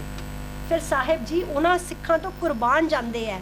ਤੇ ਆਪਾਂ ਆਸਾ ਕੀ ਵਾਰ ਦੇ ਸ਼ੁਰੂ 'ਚ ਇੱਕ ਕਰਾਮਾਤ ਵੇਖਦੇ ਹਾਂ। ਇਸ ਸੰਸਾਰ ਦੇ ਵਿੱਚ ਕਰਾਮਾਤ ਜੋ ਸਿੱਖ ਘਰ ਹਰ ਸਿੱਖ ਦੇ ਜੀਵਨ 'ਚ ਹੋ ਸਕਦੀ ਹੈ। ਬਲਿਹਾਰੀ ਗੁਰਾਪੜੇ ਦੋ ਹਾੜੀ ਸਦਵਾਰ, ਜਿਨ ਮਾਨਸ ਤੇ ਦੇਵਤੇ ਕੀਏ, ਕਰਤ ਨਾ ਲਾਗੀ ਬਾਰ। ਸਿੰਪਲ। ਜੇ ਸਾਡੀ ਅਵਸਥਾ ਇਹ ਬਣ ਗਈ, ਜੇ ਚਾਓ ਤੋਂ ਬੈਰਾਗ ਵਿੱਚ ਆ ਗਏ, ਜੇ ਤੋਹੀ ਮੋਹੀ ਮੋਹੀ ਤੋਹੀ ਦੀ ਬਾਤ ਹੋ ਗਈ, ਫਿਰ ਤੇ ਕਹਿੰਦੇ ਨਾ ਕਿਸੇ ਜ਼ਮਾਨੇ 'ਚ ਹਿੰਦੂ ਮਤ 'ਚ ਕਹਿੰਦੇ ਇਹ ਧਰਤੀ 3300 ਕਰੋੜ ਦੇਵਤਿਆਂ ਦੀ ਧਰਤੀ ਸੀ। ਉਹ ਕਿਹੜੇ ਦੇਵਤੇ ਸੀ? ਉਹ ਸਤਯੁਗੀ ਪੁਰਖ ਸਨ ਜੋ ਸੱਚਾ ਸੁੱਚਾ ਜੀਵਨ ਜਿੰਦੇ ਸਨ। ਤੇ ਉਸ ਵੇਲੇ ਹਰ ਮਨੁੱਖ ਨੂੰ ਹੀ ਦੇਵਤੇ ਦਾ ਰੂਪ ਕਿਹਾ ਜਾਂਦਾ ਸੀ। ਇਹ ਪੱਥਰਾਂ ਵਾਲੇ ਦੇਵਤਿਆਂ ਦੀ ਗੱਲ ਤੇ ਬਾਅਦ ਵਿੱਚ ਮਨਮਤਾਂ ਆਈਆਂ ਨੇ। ਐਕਚੁਅਲੀ ਇੱਕ ਸਮੇਂ ਇਹ ਧਰਤੀ, ਇਸ ਦੇਸ਼ ਦੀ ਧਰਤੀ ਜਿਹੜੀ ਸੀਗੀ, ਉਹ ਇਸ ਗੱਲ ਦੀ ਅਧਿਆਤਮਤਾ ਵਿੱਚ ਇੰਨੀ ਸੰਪੰਨ ਸੀ ਕਿ ਹਰ ਮਨੁੱਖ ਸੱਚਾ ਸੁੱਚਾ ਜੀਵਨ ਜਿੰਦਾ ਸੀ। ਗੁਰੂ ਨਾਨਕ ਦੀ ਕਿਰਤ ਕਮਾ ਕੇ ਵੰਡ ਛਕਦਾ ਸੀ, ਨਾਮ ਜਪਦਾ ਸੀ। ਤੋਂ ਚੌਥਾ ਉਹਦੇ ਜੀਵਨ 'ਚ ਕੋਈ ਕਰਮ ਹੀ ਨਹੀਂ ਸੀ। ਹੁਣ ਸਿੱਖ ਧਰਮ ਨੂੰ ਐਕਸਪਲੇਨ ਕਰਨਾ ਹੋਏ ਤੇ ਬਹੁਤ ਸੌਖਾ ਹੈ। ਗੁਰੂ ਨਾਨਕ ਸਾਹਿਬ ਦੇ 3 ਸੁਨਹਿਰੀ ਉਪਦੇਸ਼, ਕਿਰਤ ਕਰਨਾ, ਨਾਮ ਜਪਣਾ, ਵੰਡ ਛਕਣਾ, that's it. This is the all just of Sikh ਧਰਮ। ਅਸੀਂ ਆਪਣੇ ਆਪ ਨੂੰ ਕੰਪਲਿਕੇਟ ਕਰ ਲਿਆ, ਆਪਣੇ ਆਪ ਐਵੇਂ। ਤੇ ਸਾਹਿਬ ਕਹਿੰਦੇ ਹੋ ਜੇ ਇਹੋ ਜਿਹੀ ਅਵਸਥਾ ਹੈ ਤੇ ਫਿਰ ਦੇਖੋ ਤੁਹਾਡੇ ਜੀਵਨ ਦੀ ਰੰਗਤ ਕੀ ਹੈ। ਤੁਸੀਂ ਹੀਰੇ ਨਿਆਈ ਹੋ ਤੁਹਾਡਾ ਜੀਵਨ। ਤੇ ਹੀਰਾ ਚਾਹੇ ਗੁਦੜੀ 'ਚ ਹੋਵੇ ਤੇ ਚਾਹੇ ਸੋਨੇ 'ਚ ਜੜਿਆ ਹੋਵੇ, ਉਹਦੀ ਕੀਮਤ ਨਹੀਂ ਘਟਦੀ ਕਦੇ। रुख ने हमेशा रुख रहना, पतझड़ नूं पत्ते झड़ जाणगे, बसंत विच फिर आ जाणगे, कदी रुख उच्चा नीवा नहीं हुंदा। रुख की अवस्था इक्को जी बनी रहिंदी है, बैरागी की अवस्था भी हमेशा इक्को ही रहिंदी है। चाहो ते बैराग की अवस्था इदां हुंदी, जे सुख दे तां तुझे राधी, दुख भी तुझे ध्याई। आपां हुणे पढ़िया ना, जिन्हां ਸਿੰਘਾਂ ਸਿੰਘਣੀਆਂ ने धर्मे सीस दित्ते, अवस्था सी ਉਹ ਚਾਹੋ ਤੇ बैराग की अवस्था सी कि ये सब कुछ अंत ਨੂੰ ਮੁੱਕਣ वाला है। जे तेरे नां ते मुक्के ते किस तो वड्डी बात किहड़ी है। जे सुख दे तां तुझे राधी, दुख भी तुझे ध्याई। जे भुख दे तां इत्थे ही राजा, दुख विच सुख बनाई। ये अवस्था बैरागी की अवस्था है। ते फिर ना को बैरी नहीं बेगाना, सगल संग हमको बनाई। ਇਹਦੀ जुगत की है, मोह की बोलन बोली है, जित सुन तरे प्यार। क्रोध चंडाल नूं परे सुट गए, सिर्फ भाख्या पाओ पार। भाख्या साडी जिहड़ी है ना, प्रेम दी हो जावे, ओ निमरता दी हो जावे, दया दी हो जाए। दया धर्म का मूल है, पाप मूल अभिमान। ये जिहड़ी मैं मेरी है ना, ये सब तो वड्डा पाप है। ते दया आधार है गुरसिख दे जीवन का। जदों ये अवस्था प्राप्त हो जाए, बैराग विच आ गया, तो फिर साहिब दीयां बख्शिशां प्राप्त हो जांदियां ने पूरियां। चौथी लाम विच हर चौथड़ी लाम मन सहज पिया, हर पाया बलराम जियो, गुरमुख मिलिया सुभाए, हर मन तन मीठा लाया, बलराम जियो, हर मीठा लाया, मेरे मन पाया। अन दिन हर लिव लाई, मन चिंदिया फल पाया स्वामी, हर नाम वजी वधाई, हर प्रभ ठाकर काज रचाया, तन हृदय नाम विगासी, जन नानक बोले चौथी लावे, हर पाया प्रभ अविनासी। जीवन का असल प्राप्त हो गया चौथी लाम विच। ये जीवन दियां ये जिहड़ी परिक्रमा असीं करदे हां, इट्स ए कमिटमेंट कि इस सफ़र नूं असीं एक दूजे की मदद दे नाल इदां तय करना है, इंज तय करना है, सच्ची लगन दे नाल, सहज दे नाल असीं प्राप्ति करनी है। ते फोकलोर विच कहंदे हैं ना, मिलना ते रब नूं है, तेरा प्यार बहाना है। You are a source to achieve the ultimate of life. ते जदों ये पद्धति प्राप्त हो जाए, ते फिर वधाइयां वधाइयां वधाइयां किन्हां नूं? गुरसिखां। किहड़े गुरसिख? जिनी मेरा सतगुर डिठा। कित्थे दिखिया? विचे होइए मुक्त हो गया ना, असंध्या खलंदिया खवंदिया खलंदिया विचे होइए मुक्त। ये गुरु नानक दे घर दी जुगत घर विच ही प्राप्त हो गया, किते जाण दी लोड़ नहीं है। कोई 25-25 साल दा वखवा तय करन दी लोड़ नहीं। इत्थे ही जैसे जल में कमल निरालम, इत्थे ही कमल दा फुल बन के रहना। इस संसार रूपी चिक्कड़ विच उसे शान दे नाल रहना। गुरु दी बख्शिश है। पर असी की करदे हां? असी जमदे भुखे हां ते मरदे भी भुखे हां, क्योंकि असी संसार दीयां चीज़ां विच खचत हां। गुरु साहब कहते तृष्णा जल्द किरत के बांधे, जो तेली बल्द भवन्ने। साडी अवस्था है, कन्ना अखां ते कुप्पे बन्ने हैं, तेली दे बल्द वांगू घूम रहे हैं, है ना। वो अवस्था है तो किते नहीं पहुँचती, वो अवस्था सानू किते नहीं पहुँचाती। तो गुरु साहब की कहते जिन हर जपिया से हर होए, वडभागी सेव करन दी। वो वड्डे भागां वाले ने जिन्हां ने इस गल नूं समझ लिया। इत्थे छोटी जी साखी मैं याद रह जाए तुहाडे नाल शेयर करदे हां। एक बारी एक राजा सब दौलतां होण दे बावजूद बहुत परेशान रहिंदा है। तो इक्को गल कहंदा है अपने वजीर नूं कि मैनूं शांति चाहिदी, किसी तरीके मैनूं शांति लभे। ते ओहदे वजीर नूं एक दिन एक बड़ा हसदा हसमुख फकीर मिलदा है।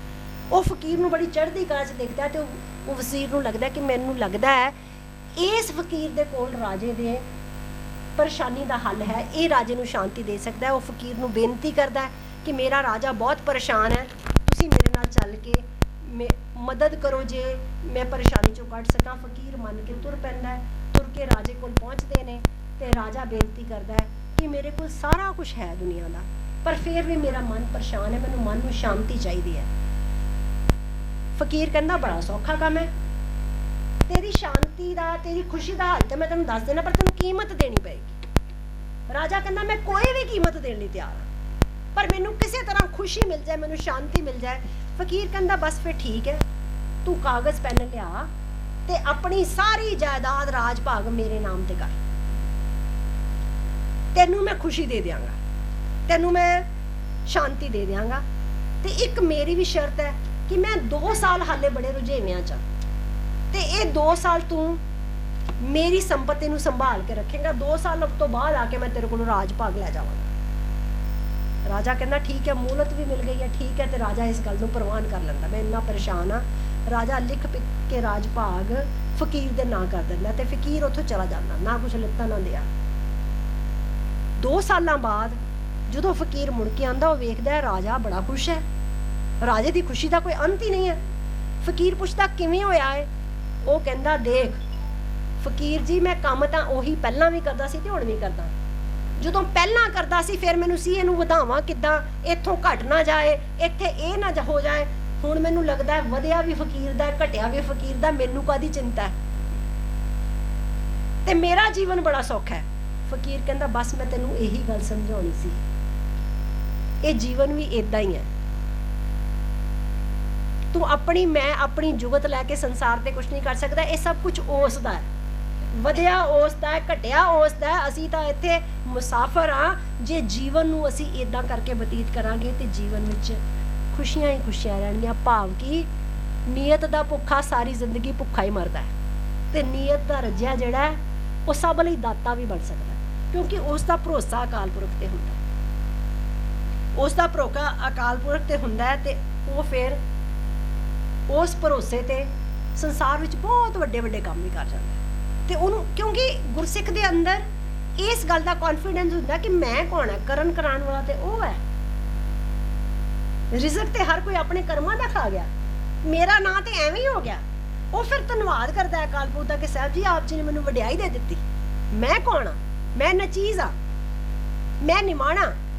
ਜਦੋਂ ਇਦਾਂ ਕਰਕੇ ਮਨ ਨੀਵਾ ਹੁੰਦਾ ਨਾ, ਫਿਰ ਸਾਹਿਬ ਦੀਆਂ ਸਾਰੀਆਂ ਬਖਸ਼ਿਸ਼ਾਂ ਸਾਨੂੰ ਪ੍ਰਾਪਤ ਹੁੰਦੀਆਂ। ਇਹ ਅਸੀਂ ਬਸ ਜੇ ਸਾਨੂੰ ਇਹ ਪੱਕਾ ਕਰ ਲਈਏ, ਜੇ ਰਾਜ ਦੇਵੇ ਤਾਂ ਕਵਨ ਵਡਾਈ, ਜੇ ਭੀਖ ਮੰਗਾਏ ਤਾਂ ਕਿਆ ਘਟ ਜਾਏ, ਕਿਤੇ ਇਹ ਅਵਸਥਾ ਪ੍ਰਾਪਤ ਹੋ ਜਾਏ। ਇੱਕ ਗੱਲ ਚੇਤੇ ਰਵੇ, ਸਭੋ ਗੱਲਾਂ ਵਿਸਰਨ ਇੱਕੋ ਵਿਸਰ ਨਾ ਜਾਏ। ਮੇਰੀ ਅੰਦਰੋਂ ਲਿਵ ਨਾ ਟੁੱਟੇ, ਮੇਰੀ ਲਿਵ ਜੁੜੀ ਰਹੇ।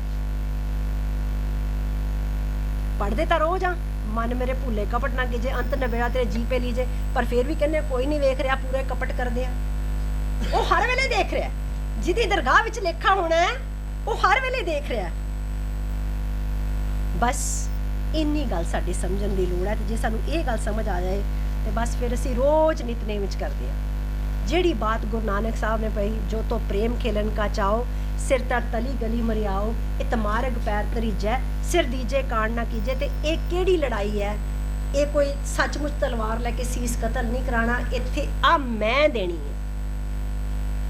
ਜੇ ਪ੍ਰੇਮ ਹੈ ਨਾ ਉਹਦੇ ਨਾਲ, ਜੇ ਗੁਰੂ ਦੇ ਸਿੱਖ ਹੋਣ ਦਾ ਚਾਹ ਹੈ ਨਾ, ਜੇ ਸਿਰਾਂ ਤੇ ਦਸਤਾਰਾਂ ਤੇ ਪੱਲੇ ਹੈ ਨਾ, ਬਸ ਫਿਰ ਇਹ ਮੇਰਾ ਪ੍ਰਿੰਸੈਸ ਦਾ ਰੋਬ ਹੋਵੇ, ਇਹ ਤੁਹਾਡਾ ਕਰਾਊਨ ਹੋਵੇ, ਗੁਰੂ ਦੀ ਬਖਸ਼ਿਸ਼ ਤੁਹਾਡੇ ਨਾਲ ਹੋਵੇ, ਇਹ ਚਾਹ ਹੋਵੇ, ਹਮੇਸ਼ਾ ਚਾਹ ਹੋਵੇ। ਜੇ ਇਹੋ ਜੇ ਪ੍ਰੇਮ ਦੀ ਬਾਤ ਹੋਵੇ ਤੇ ਗੁਰੂ ਸਾਹਿਬ ਰੋਜ਼ ਕਹਿੰਦੇ ਆ ਸਾਨੂੰ, ਸਾਚ ਕਹੋ ਸੁਣ ਲਿਓ ਸਭੈ, ਜਿਨ ਪ੍ਰੇਮ ਕੀਓ ਤੇ ਨਹੀਂ ਪ੍ਰਭ ਪਾਏ। ਫਿਰ ਤੇ ਕੋਈ ਕਮੀ ਨਹੀਂ ਰਹਿ ਜਾਂਦੀ। ਆਓ ਸਾਡੇ ਘਰਾਂ ਵਿੱਚ ਗੁਰਸਿੱਖੀ ਜੀਵਨ ਵਰਤੇ। ਮੈਂ ਇੱਕ ਛੋਟੀ ਜਿਹੀ ਗੱਲ ਕਹਿ ਕੇ ਗੱਲ ਸਮਾਪਤ ਕਰਨੀ ਹੈ।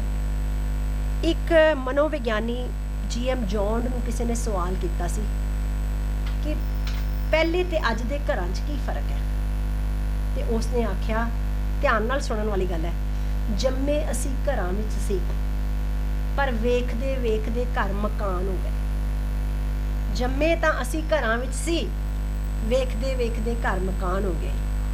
ਇਹ ਘਰ ਮਕਾਨ ਕਿਵੇਂ ਹੋਏ? ਆਪਾਂ ਗੱਲ ਕੀਤੀ ਘਰ ਕਿਹੜਾ, ਜੈ ਕਰ ਕੀਰਤ ਆਖੀ ਹੈ, ਕਰਦੇ ਕਾ ਹੋਏ ਵਿਚਾਰੋ, ਤਿਤ ਕਰ ਗਾਵੋ ਸੋਹਲਾ, ਸਿਵਰੇ ਸਿਰਜਣਹਾਰੋ। ਪਰ ਅੱਜ ਕੀ ਹੋਇਆ? ਘਰ ਮਕਾਨ ਕਿਵੇਂ ਹੋ ਗਏ? ਅੱਜ ਅਸੀਂ ਘਰ ਬਣਾਉਂਦੇ ਆ, ਵੱਡਾ ਸਾਰਾ ਡਰਾਇੰਗ ਰੂਮ ਬਣਾਉਂਦੇ ਆ, ਤੇ ਡਰਾਇੰਗ ਰੂਮ ਦੇ ਵਿੱਚ ਸਟੇਟਸ ਕੋ ਵਜੋਂ ਇੱਕ ਬਾਰ ਵੀ ਬਣਾਉਂਦੇ ਆ। ਉਹ ਬਾਰ ਬਣਦੀ ਹੈ ਕਿ ਜੀ ਥੱਕੇ ਟੁੱਟੇ ਬਾਹਰੋਂ ਆਉਂਦੇ ਆ, ਪਰੇਸ਼ਾਨ ਹੋ ਕੇ ਆਉਂਦੇ ਆ, ਪਰੇਸ਼ਾਨੀ ਦਾ ਹੱਲ ਉਸ ਬਾਰ ਚੋਂ ਲੈਣ ਦੀ ਕੋਸ਼ਿਸ਼ ਕਰਦੇ ਆ। ਤੇ ਜਦੋਂ ਇਸ ਦਾ ਸਹਾਰਾ ਲਿਆ ਜਾਂਦਾ ਹੈ, ਅੱਜ ਸਾਡੇ ਗੁਰਸਿੱਖਾਂ ਦੇ ਘਰਾਂ ਦੇ ਆਨੰਦ ਕਾਰਜ ਹੁੰਦੇ ਆ, ਕਿੰਨੀਆਂ ਸੈਰੇਮਨੀਜ਼ ਹੁੰਦੀਆਂ, ਸ਼ਾਇਦ ਕੋਈ ਵਿਰਲੇ ਹੀ ਹੋਣਗੇ ਜਿਨ੍ਹਾਂ ਦੇ ਘਰਾਂ ਦੇ ਵਿੱਚ ਕਹੋ ਜੇ ਵੀ ਕਾਕਟੇਲ ਪਾਰਟੀ ਨਾ ਹੁੰਦੀ ਹੋਵੇ, ਇਹਨੂੰ ਸਟੇਟਸ ਕੋ ਮੰਨ ਲਿਆ ਜਾਂਦਾ ਹੈ। ਇਹ ਬੜੇ ਅਫਸੋਸ, ਇਹ ਸਾਡਾ ਸਿਰ ਨੀਵਾਂ ਕਰਨ ਵਾਲੀਆਂ ਗੱਲਾਂ ਨੇ। ਤੇ ਉਸ ਮੈਖਾਨੇ ਵਿੱਚ ਜਿਹੜੀ ਮਸਤੀ ਅਸੀਂ ਭਾਲਦੇ ਹਾਂ, ਉਹ ਸਾਨੂੰ ਮੌਤ ਦਿੰਦੀ ਹੈ, ਅੰਤਰੀਵ ਦੀ ਮੌਤ। ਉਹ ਸਾਡੇ ਘਰ ਨੂੰ ਨਰਕ ਬਣਾਉਂਦੀ ਹੈ। ਤੇ ਅੱਜ ਇਹੀ ਮੇਰੀ ਇਹੀ ਤ੍ਰਿਸ਼ਨਾ ਸਾਡੇ ਘਰ ਦਾ ਵੱਡਾ ਨਰਕ ਬਣ ਗਈ ਹੈ। ਇਸ ਘਰ ਵਿੱਚ ਅੰਮ੍ਰਿਤ ਵੇਲਾ, ਹਾਂਜੀ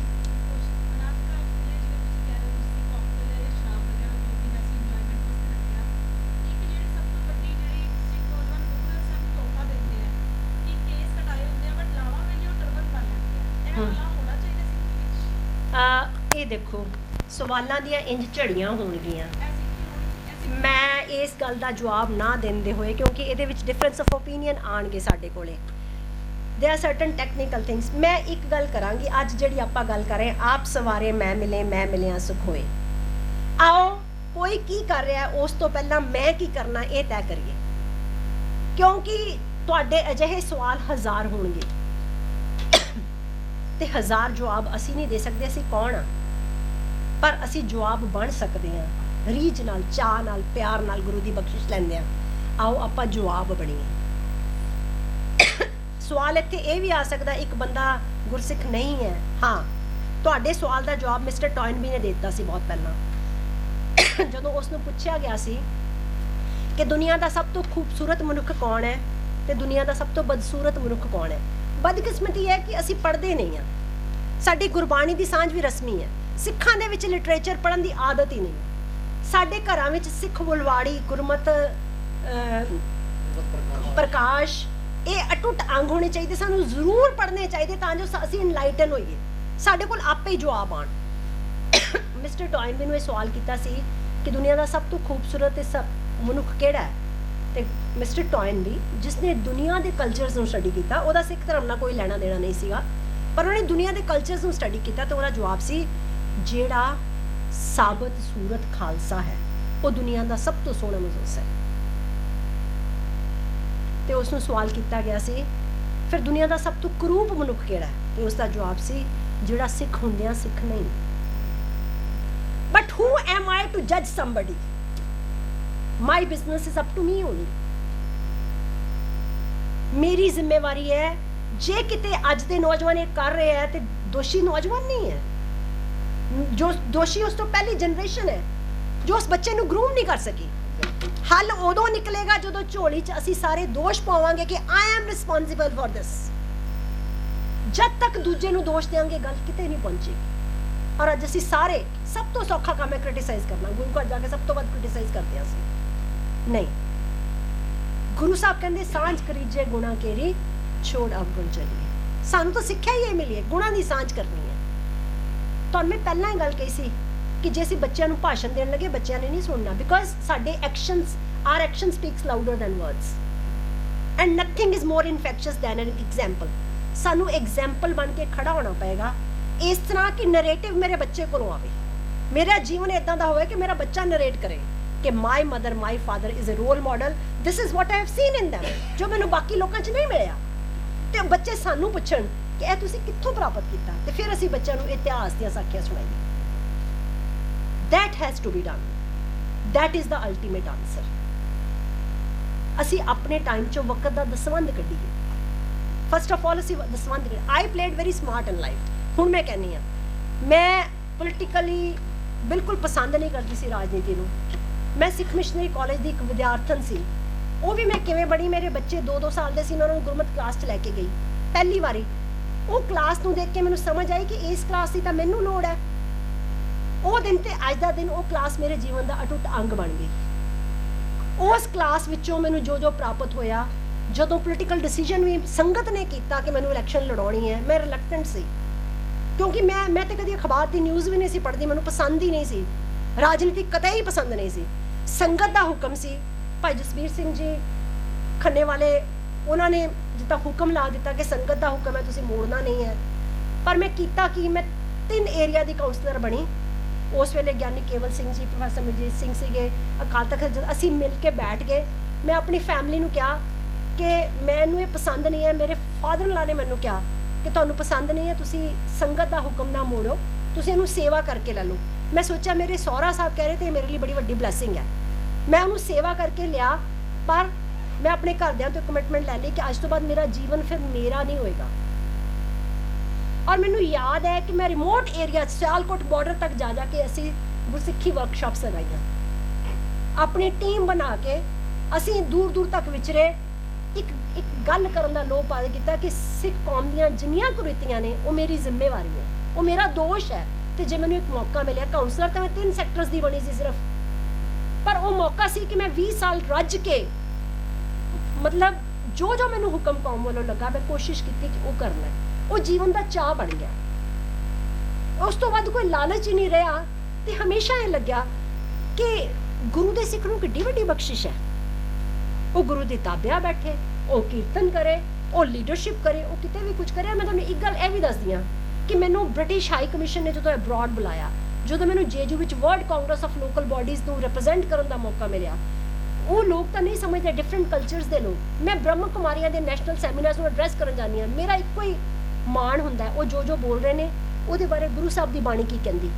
ਇਹ ਮੇਰੇ ਅੰਦਰ ਦੀ ਪੇਨ ਹੈ। ਉੱਥੇ ਬਹੁਤ ਸਾਰੇ ਸਿੱਖ ਵੀ ਬੈਠੇ ਹੁੰਦੇ ਆ।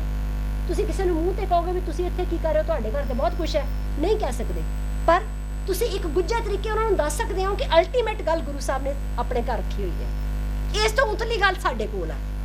ਉਹ ਕਹਿਣ ਦਾ ਚਾਅ ਅਸੀਂ ਪਾਲ ਸਕਦੇ ਹਾਂ, ਹੈ ਨਾ। ਔਰ ਇਹ ਚਾਅ ਜਿਹੜਾ ਹੈ ਕਦੇ ਮੁੱਕੇ ਨਾ, ਅੰਤਲੇ ਸਵਾਸ ਤੱਕ ਕਿਤੇ ਆਪਾਂ ਗੁਰਸਿੱਖ ਪਰਿਵਾਰ ਬਣ ਕੇ ਇਕੱਠੇ। ਮੈਨੂੰ ਥੈਂਕ ਯੂ ਤੁਹਾਡਾ ਬਹੁਤ। ਤੁਸੀਂ ਮੈਂ 1:30 ਵਜੇ ਦੇਖ ਰਹੀ ਸੀ, ਮੈਨੂੰ ਯਾਦ ਆਇਆ ਸੀ ਪੁਣੇ ਅਸੀਂ ਇੱਕ ਵਾਰ ਇੱਕ ਸੈਮੀਨਾਰ ਲਈ ਗਏ ਹਾਲੀਵੁੱਡ ਗੁਰਦੁਆਰਾ ਸਾਹਿਬ, ਤੇ ਸਿੰਘ ਸਾਹਿਬ ਵੀ ਮੇਰੇ ਨਾਲ ਸੀ, ਤੇ ਉਹ ਕਹਿੰਦੇ ਜੀ ਇੱਥੇ ਸੰਗਤ ਆਂਦੀ ਜਾਂਦੀ ਬਹਿੰਦੀ ਨਹੀਂ। ਮੈਂ ਕਿਹਾ ਜੀ 2 ਮਿੰਟ ਦੇ ਦਿਓ, ਫਿਰ ਬਾਕੀ ਗੱਲ ਬਾਅਦ 'ਚ ਕਰਦੇ ਹਾਂ, ਸੰਗਤ ਤੋਂ ਪੁੱਛ ਲੈਣਾ। ਸੰਗਤ ਨੂੰ ਕਿਹਾ ਜੀ ਅਸੀਂ ਤਾਂ ਸੋਚ ਕੇ ਆਏ ਸੀ ਪਹਿਲੀ ਵਾਰੀ ਪੰਥ ਦੇ ਪਰਿਵਾਰ ਨਾਲ ਸਾਂਝ ਬਣਦੇ, ਸ਼ਤਾਬਦੀ ਸਮਾਗਮ ਸੀਗੇ, ਅਸੀਂ ਬੜੇ ਚਾਅ ਨਾਲ ਆਏ ਹਾਂ, ਵੈਸੇ ਆਪਣੇ ਪਰਿਵਾਰ ਨੂੰ ਪੁਣੇ ਮਿਲਣ ਚੱਲੇ ਹਾਂ, ਇਸ ਚਾਅ ਨਾਲ ਆਏ ਹਾਂ, ਤੁਹਾਡੇ ਕੋਲ ਜਿੰਨਾ ਟਾਈਮ ਹੈ ਦੱਸ ਦਿਓ। ਅਸੀਂ ਤਾਂ ਸੋਚਿਆ ਸੀ ਤੁਸੀਂ ਆਪਣੇ ਘਰੋਂ ਨੂੰਹਾਂ ਧੀਆਂ ਵੀ ਬੁਲਾ ਲਓਗੇ ਤੇ ਆਪਾਂ ਇਕੱਠੇ ਬੈਠ ਕੇ ਵਿਚਾਰ ਕਰਾਂਗੇ। ਅਸੀਂ ਤਾਂ ਕੋਈ ਲੈਕਚਰ ਕਰਨ ਹੀ ਨਹੀਂ ਆਏ। ਤੁਸੀਂ ਯਕੀਨ ਨਹੀਂ ਕਰਨਾ, 2 ਘੰਟੇ ਚੱਲਣ ਵਾਲਾ ਸੈਮੀਨਾਰ ਸ਼ਾਮ ਦੇ 6 ਵਜੇ ਤੱਕ ਚੱਲਿਆ ਸੀ ਤੇ ਕੋਈ ਇੱਕ ਵੀ ਜਣਾ ਉੱਥੋਂ ਹਿੱਲਿਆ ਨਹੀਂ ਸੀ। ਜਦੋਂ ਤੁਹਾਡੇ 'ਚ ਆਪਣਤ ਆ ਜਾਂਦੀ ਹੈ, ਜਦੋਂ ਆਪੇ ਦੀ ਗੱਲ ਆਉਂਦੀ ਹੈ, and that was a time ਕਿ ਸੱਸਾਂ ਨੇ ਨੂੰਹਾਂ ਨੂੰ ਕਿਹਾ ਕਿ ਅਸੀਂ ਆਪਣੇ ਘਰਾਂ ਦੇ ਵਿੱਚ ਛੋਟੇ ਛੋਟੇ ਪ੍ਰੋਗਰਾਮ ਸ਼ੁਰੂ ਕਰਾਂਗੇ, ਅਸੀਂ ਇਹ ਹੈਲਪ ਕਰਨੀ ਸ਼ੁਰੂ ਕਰਾਂਗੇ, ਅਸੀਂ ਹਸਪੀਟਲ ਮਰੀਜ਼ਾਂ ਲਈ ਸੁਖਮਨੀ ਸਾਹਿਬ ਦੇ ਪਾਠ ਕਰਨ ਜਾਵਾਂਗੇ, so many things like that. But it all begins with you. ਪਹਿਲਾਂ ਤੁਹਾਨੂੰ ਤੁਰਨਾ ਪਏਗਾ, ਤੁਸੀਂ ਤੁਰੋਗੇ ਤੇ ਗੱਲ ਤੁਰੇਗੀ। ਹੁਣ ਮੈਂ ਤੁਹਾਨੂੰ ਬੇਨਤੀ ਕਰਨੀ ਹੈ ਕਿ ਤੁਹਾਡੇ ਅੰਦਰ ਸਵਾਲ ਉੱਠਿਆ, ਬਹੁਤ ਵੱਡੀ ਗੱਲ ਹੈ। ਇਹਦਾ ਮਤਲਬ ਇਹ ਤੁਹਾਡੀ ਪੇਨ ਹੋਏਗੀ, ਇਹ ਪੇਨ ਵੇਸਟ ਨਹੀਂ ਹੋਣੀ ਚਾਹੀਦੀ। ਕੋਈ ਗੱਲ ਨਹੀਂ, ਇਹਦਾ ਸੋਲੂਸ਼ਨ ਵੀ ਤੁਹਾਡੇ ਕੋਲ ਹੀ ਹੈ। ਸਿਰਫ ਤੁਸੀਂ ਆਪਣੇ ਲਈ ਸੋਲੂਸ਼ਨ ਨਹੀਂ ਲੱਭਣਾ, ਤੁਸੀਂ ਜੱਗ ਲਈ ਸੋਲੂਸ਼ਨ ਲੱਭਣਾ ਹੈ ਨਾ। ਆਪਾਂ ਇਦਾਂ ਹੀ ਜਿਹੜੀ ਸਾਨੂੰ ਪਿੰਚ ਕਰਦੀ ਹੈ ਨਾ, ਉਹ ਅਸੀਂ ਕੌਮ ਨੂੰ ਦੇਣੀ ਹੈ। ਪਤਾ ਨਹੀਂ ਚੀਜ਼ਾਂ ਨੇਚਰ ਜਿਹੜੀ ਹੈ ਇਦਾਂ ਹੀ ਚੱਲਦੀ ਹੈ। ਨੇਚਰ ਇਦਾਂ ਚੱਲਦੀ ਹੈ ਕਿ ਚੀਜ਼ਾਂ ਕਿੱਥੋਂ ਘੁੰਮ ਘੁਮਾ ਕੇ ਫਿਰ ਤੁਹਾਡੇ ਕੋਲ ਆ ਜਾਂਦੀਆਂ। ਅਸੀਂ ਬਖਸ਼ਿਸ਼ਾਂ ਦੇ ਪਾਤਰ ਆ ਕਿ ਸਾਨੂੰ ਵਿਰਾਸਤ ਵਿੱਚ ਐਡਾ ਵੱਡਾ ਖਜ਼ਾਨਾ ਮਿਲਿਆ, ਔਰ ਖਜ਼ਾਨਾ ਜਿੰਨਾ ਕੀਮਤੀ ਹੋਏਗਾ ਉਹਦੀ ਵਾੜ ਉਨੀ ਮਜ਼ਬੂਤ ਕਰਨੀ ਪਏਗੀ। ਔਰਤ ਨੂੰ ਕੀ ਦੱਸੇ ਕੋਈ ਕਿ ਕੀਮਤੀ ਗਹਿਣੇ ਲੋਕਰ 'ਚ ਰੱਖੇ ਜਾਂਦੇ ਆ। ਇੱਥੇ ਭੀੜ ਨਹੀਂ ਹੋਣੀ ਕਦੇ ਵੀ, ਇੱਥੇ ਵਿਰਲੇ ਹੋਣਗੇ ਪਰ ਸਰਲੱਥ ਸਦਾ ਹੋਣਗੇ। ਗੁਰੂ ਦਾ ਜਿਹੜਾ ਬਚਨ ਹੈ ਉਹ ਸਦਾ ਪ੍ਰਤੱਖ ਹੋਏਗਾ। ਸੰਸਾਰ ਦੇ ਕਿਸ ਕੋਨੇ 'ਚ ਕੌਣ ਗੁਰੂ ਦਾ ਰੂਪ ਹੋ ਕੇ ਖਾਲਸਾਈ ਸ਼ਾਨੋ ਸ਼ੌਕਤ ਨੂੰ ਮਾਣੇਗਾ, ਇਹ ਅਸੀਂ ਵੇਖਣਾ ਕਿ ਇਸ ਸ਼ਾਨ ਦੇ ਹਾਸਲ ਅਸੀਂ ਬਣ ਸਕੀਏ, ਬਣ ਪਾਵਾਂਗੇ। ਉਸ ਨਦਰ ਲਈ ਅਰਦਾਸ ਵੀ ਕਰੀਏ ਤੇ ਆਪਣੀ ਪਲੈਨਿੰਗ ਕਰੀਏ। ਫਿਰ ਇਹ ਲੋਕ ਸੁਖੀਏ ਪਰ ਲੋਕ ਸੁਹੇਲੇ, ਨਾਨਕ ਹਰ ਪ੍ਰਭ ਆਪੇ ਮਿਲੇ ਦੀਆਂ ਬਖਸ਼ਿਸ਼ਾਂ ਪ੍ਰਾਪਤ ਹੋਣਗੀਆਂ। ਫੈਮਿਲੀ ਇੰਸਟੀਟਿਊਸ਼ਨ ਸਿੱਖ ਘਰ ਵਿੱਚ ਖਤਰੇ 'ਚ ਹੈ, ਇਹਦੇ ਲਈ ਅਸੀਂ 100% ਜ਼ਿੰਮੇਵਾਰ ਹਾਂ। ਆਓ ਪ੍ਰੀ ਮੈਰਿਜ ਕਾਉਂਸਲਿੰਗ ਸ਼ੁਰੂ ਕਰੀਏ, ਆਓ ਆਪਣੇ ਬੱਚਿਆਂ ਨਾਲ ਟਾਈਮ ਕੱਢੀਏ, ਬੱਚਿਆਂ ਨਾਲ ਫਰੈਂਡਸ਼ਿਪ ਪਾਈਏ, ਬੱਚਿਆਂ ਨੂੰ ਇੱਦਾਂ ਕਹੀਏ ਕਿ ਆਪਣੀ ਮੁਸ਼ਕਲ ਬੱਚੇ ਹੱਲ ਦੇਣ ਸਾਨੂੰ। ਬੱਚਿਆਂ ਨਾਲ ਇਹ ਸਾਂਝ ਕਰੀਏ। ਗੁਰੂ ਸਾਹਿਬ ਨੇ ਇਹ ਦੱਸਿਆ ਸੀ ਮੇਰੇ 'ਚ ਆਹ ਕਮੀ ਆ ਗਈ, ਘਰ 'ਚ ਇਹ ਗਲਤੀ ਹੋ ਗਈ, ਬੱਚਾ ਤੁਸੀਂ ਦੱਸੋਗੇ ਇਹਨੂੰ ਆਪਾਂ ਕਿੱਦਾਂ ਠੀਕ ਕਰ ਸਕਦੇ ਹਾਂ।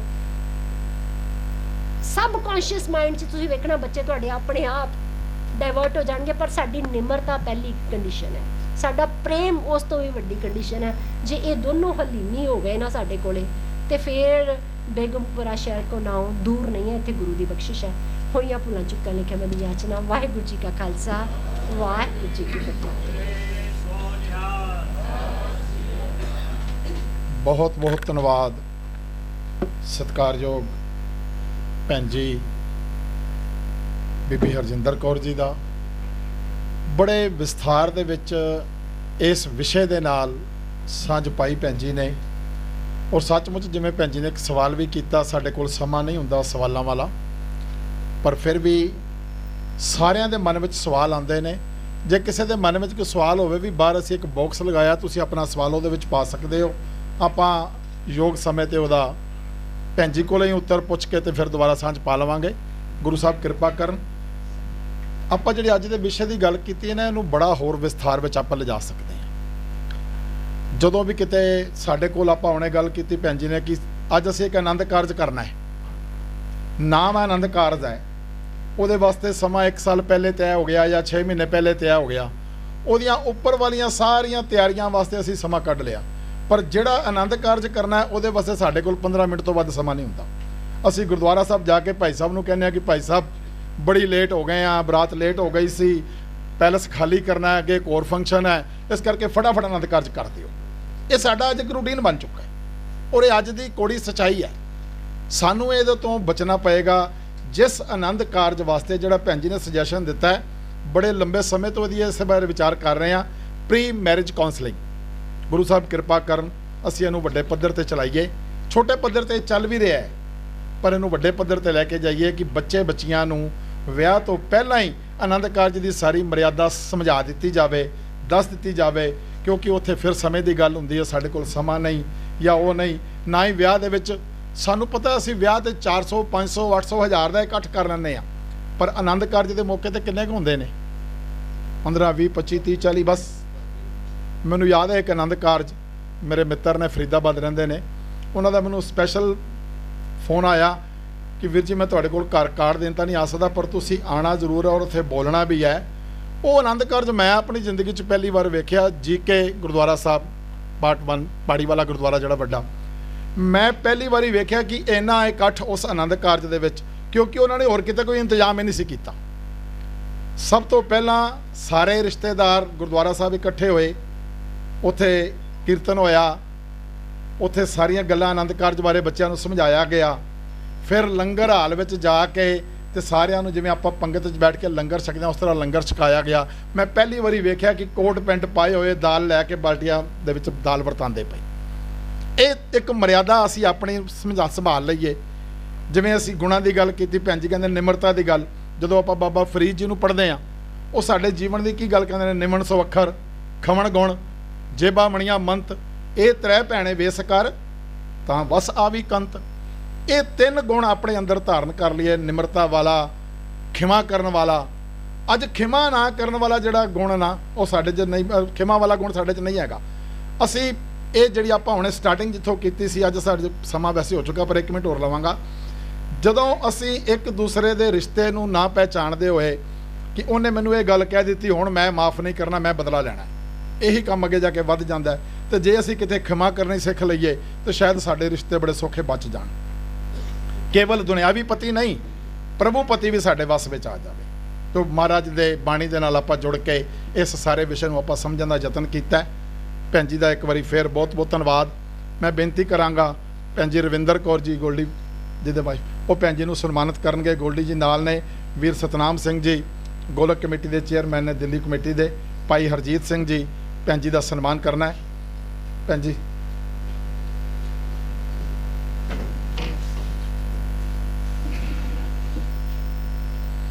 बोले सो निहाल।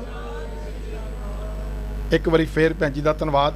हुण वीर जतिंदरपाल सिंह जी गोल्डी वीर जी चेयरमैन गुरमत कॉलेज भैन जी का ते संगतां दा धन्नवाद करनगे। उपरंत आपां सारिਆਂ ने गुरु का लंगर छक करके जाने की कृपालता करनी है जी। अगले शनिचरवार 11 बजे आपां फिर इस स्थान पर मिलांगे नवे विषयां दे नाल। अगले शनिचरवार माता सुंदरी कॉलेज जिथे आपां बैठे हाँ, इत्थों दे प्रिंसीपल डॉक्टर हरप्रीत कौर जी ते डॉक्टर मनप्रीत सिंह जी रजौरी गार्डन वाले, उन्होंने इत्थे लैक्चर करना है। दोनों का एक एक लैक्चर होएगा शनिवार का। आप सारिਆਂ ने इस तरह आप भी पुजना है तो होरना तक भी यह संदेशा पहुँचाना है। हुण गोल्डी वीर जी धन्यवाद करनगे। गुरु सतसंगत वाहिगुरू जी का खालसा वाहिगुरू जी की फतेह। पठानकोट धन्नवाद गुरु साहब का कि जिन्हों ने इहो जिहा सबब बनाया कि आप ਰੱਬ ਵਰਗੀ ਸੰਗਤਾਂ ਨਾਲ ਬਹਿ ਕੇ ਅੱਜ ਗੁਰੂ ਸ਼ਬਦ ਦੀ ਵਿਚਾਰ ਦਾ ਮੌਕਾ ਮਿਲਿਆ ਤੇ ਧੰਨਵਾਦ ਕਰਨਾ ਸਤਿਕਾਰਯੋਗ ਬੀਬੀ ਹਰਜਿੰਦਰ ਕੌਰ ਜੀ ਦਾ, ਜਿਨ੍ਹਾਂ ਨੇ ਬਹੁਤ ਸੋਹਣੇ ਤਰੀਕੇ ਨਾਲ ਅੱਜ ਦੇ ਵਿਸ਼ੇ ਦੇ ਉੱਤੇ ਇਹਨਾਂ ਨੇ ਚਾਨਣ ਪਾਇਆ ਹੈ ਔਰ ਸੰਗਤ ਨੂੰ ਪ੍ਰੇਰਿਆ ਹੈ। ਸਾਧ ਸੰਗਤ ਸੱਚ ਹੈ, ਅਗਰ ਅੱਜ ਸਾਡੇ ਘਰ ਦੇ ਰਿਸ਼ਤੇ ਸਕਸੈਸ ਨਹੀਂ ਹੁੰਦੇ, ਉਹਦੇ ਸਭ ਤੋਂ ਵੱਡਾ ਰੀਜ਼ਨ ਇਹ ਹੈ ਕਿ ਅਸੀਂ ਆਪਣੇ ਘਰਾਂ ਵਿੱਚ ਪਿਆਰ ਵਿਸ਼ਵਾਸ ਉਹ ਖਤਮ ਹੋਈ ਜਾ ਰਿਹਾ ਸਾਡਾ। ਜਿੱਥੇ ਵਿਸ਼ਵਾਸ ਨਹੀਂ ਹੋਏਗਾ ਉੱਥੇ ਰਿਸ਼ਤਾ ਕਦੇ ਨਹੀਂ ਨਿਭ ਸਕਦਾ। ਔਰ ਜਿਹੜੇ ਲਾਵਾਂ ਦੀ ਗੱਲ ਕੀਤੀ, ਸੱਚ ਹੈ ਲਾਵਾਂ ਤੇ ਗੁਰੂ ਦੇ ਨਾਲ ਮੇਲ ਦੀ ਗੱਲਾਂ ਹੈ, ਲੇਕਿਨ ਸਾਨੂੰ ਗੁਰੂ ਸਾਹਿਬ ਨੇ ਸੋਝੀ ਦਿੱਤੀ ਕਿ ਅਸੀਂ ਗੁਰੂ ਦੇ ਦੱਸੇ ਹੋਏ ਰਾਹ ਤੇ ਚੱਲਦੇ ਹੋਏ ਆਪਣੇ ਜੀਵਨ ਨੂੰ ਜਿੱਥੇ ਆਪਣੇ ਸਾਥੀ ਦੇ ਵਿਸ਼ਵਾਸ ਕਰਨਾ ਉੱਥੇ ਗੁਰੂ ਦੇ ਨਾਲ ਆਪਣਾ ਮੇਲ ਮਿਲਾਉਂਦੇ ਹੋਏ ਔਰ ਨਿਭ ਚੱਲਣ ਵਾਲੀ ਗੱਲ ਬਹੁਤ ਵੱਡੀ ਗੱਲ ਹੈ। ਔਰ ਮੈਂ ਪਹਿਲੀ ਗੱਲ ਹੋਰ ਰੱਖਾਂਗਾ ਇੱਥੇ ਰੀਜ਼ਨ ਇੱਕ ਹੋਰ ਆਉਂਦਾ ਵੇ, ਅੱਗੇ ਕੀ ਹੁੰਦਾ ਸੀ ਕਿ ਇੰਨੀ ਪੜ੍ਹਾਈ ਨਹੀਂ ਹੁੰਦੀ ਸੀ, ਹੁਣ ਬਰਾਬਰ ਦੀ ਪੜ੍ਹਾਈ ਤੇ ਬਰਾਬਰ ਤੇ ਜਦ ਜੌਬ ਕਰਦੇ ਹੋ ਨਾ ਤਾਂ ਉਹ ਸਮਝਦੇ ਕਿ ਮੈਂ ਜਾਣਾ ਤੇ ਮੈਂ ਜਾਣਾ, ਉੱਥੇ ਮੈਂ ਨੇ ਬਹੁਤ ਵੱਡਾ ਜਗ੍ਹਾ ਲੈ ਲਈ ਹੋਈ ਹੈ। ਲੇਕਿਨ ਸਾਨੂੰ ਗੁਰੂ ਸਾਹਿਬ ਨੇ ਬਰਾਬਰ ਦਾ ਦਰਜਾ ਦਿੱਤਾ ਹੈ, ਬਰਾਬਰ ਦਾ ਮਾਨ ਦਿੱਤਾ ਹੈ ਤੇ ਅਸੀਂ ਮੈਂ ਨੂੰ ਨਾ ਲੈਂਦੇ ਹੋਏ ਆਪਸ ਵਿੱਚ ਮਿਲ ਕੇ ਚੱਲੀਏ ਤੇ ਸ਼ਾਇਦ ਕਿ ਰਿਸ਼ਤੇ ਕਦੀ ਖਰਾਬ ਹੀ ਨਾ ਹੋਣ। ਸੋ ਜ਼ਿਆਦਾ ਸਮਾਂ ਨਾਲ ਲੈ ਅੱਗੇ ਬਹੁਤ ਲੇਟ ਹੋ ਗਏ ਅਸੀਂ। ਮੈਂ ਧੰਨਵਾਦ ਕਰਨਾ ਭੈਣ ਜੀ ਦਾ ਜਿਨ੍ਹਾਂ ਨੇ ਅਸੀਸ ਬਖਸ਼ੀ ਹੈ ਔਰ ਆਸ ਕਰਾਂਗੇ ਕਿ ਅੱਗੇ ਆਉਣ ਵਾਲੇ ਚੈਪਟਰ ਫਿਰ ਇਹਨਾਂ ਦੀ ਅਸੀਂ ਸੇਵਾ ਜ਼ਰੂਰ ਲਵਾਂਗੇ। ਔਰ ਆਈ ਸਾਧ ਸੰਗਤ ਦਾ ਕੋਟਾਨ ਕੋਟ ਧੰਨਵਾਦ। ਫਿਰ ਉਹੀ ਬੇਨਤੀ, ਅਸੀਂ ਝੋਲੀ ਅੱਡਣੀ ਤੁਹਾਡੇ ਅੱਗੇ ਅੱਡਦੇ ਰਵਾਂਗੇ, ਜਿੱਥੇ ਆਪ ਆ ਰਹੇ ਹੋਰਾਂ ਨੂੰ ਨਾਲ ਪ੍ਰੇਰ ਕੇ ਲਿਆਉਣ ਦੀ ਕੋਸ਼ਿਸ਼ ਕਰੋ, ਕਿਉਂਕਿ ਇਹ ਲੰਗਰ ਸ਼ਬਦ ਦਾ ਹੈ। ਜਿਹਨੇ ਇਸ ਲੰਗਰ ਨੂੰ ਛਕਣਾ ਹੈ ਉਹ ਵਾਕਈ ਸ਼ੌਂਕ ਨਾਲ ਆਏਗਾ ਔਰ ਵਾਕਈ ਕਹਿੰਦੇ ਵਿਰਲੇ ਹੀ ਆਉਣਗੇ, ਇਹਦੇ 'ਚ ਭੀੜ ਨਹੀਂ ਹੋਏਗੀ। ਤੇ ਸਾਰੇ ਜਿੰਨੇ ਤੁਸੀਂ ਬੈਠੇ ਹੋ ਸਾਰੇ ਸਤਿਕਾਰਯੋਗ ਹੋ, ਜਿਹੜੇ ਕਿ ਆਪ ਜੀ ਸਮੇਂ ਕੱਢ ਕੇ ਪਹੁੰਚ ਰਹੇ ਹੋ। ਆਸ ਕਰਾਂਗੇ ਤੁਸੀਂ ਆਉਣ ਵਾਲੇ ਸਮੇਂ 'ਚ ਹੋਰ ਵੱਧ ਚੜ੍ਹ ਕੇ ਹੋਰਾਂ ਨੂੰ ਨਾਲ ਪ੍ਰੇਰ ਕੇ ਲੈ ਕੇ ਆਓਗੇ। ਵਾਹਿਗੁਰੂ ਜੀ ਕਾ ਖਾਲਸਾ, ਵਾਹਿਗੁਰੂ ਜੀ ਕੀ ਫਤਿਹ।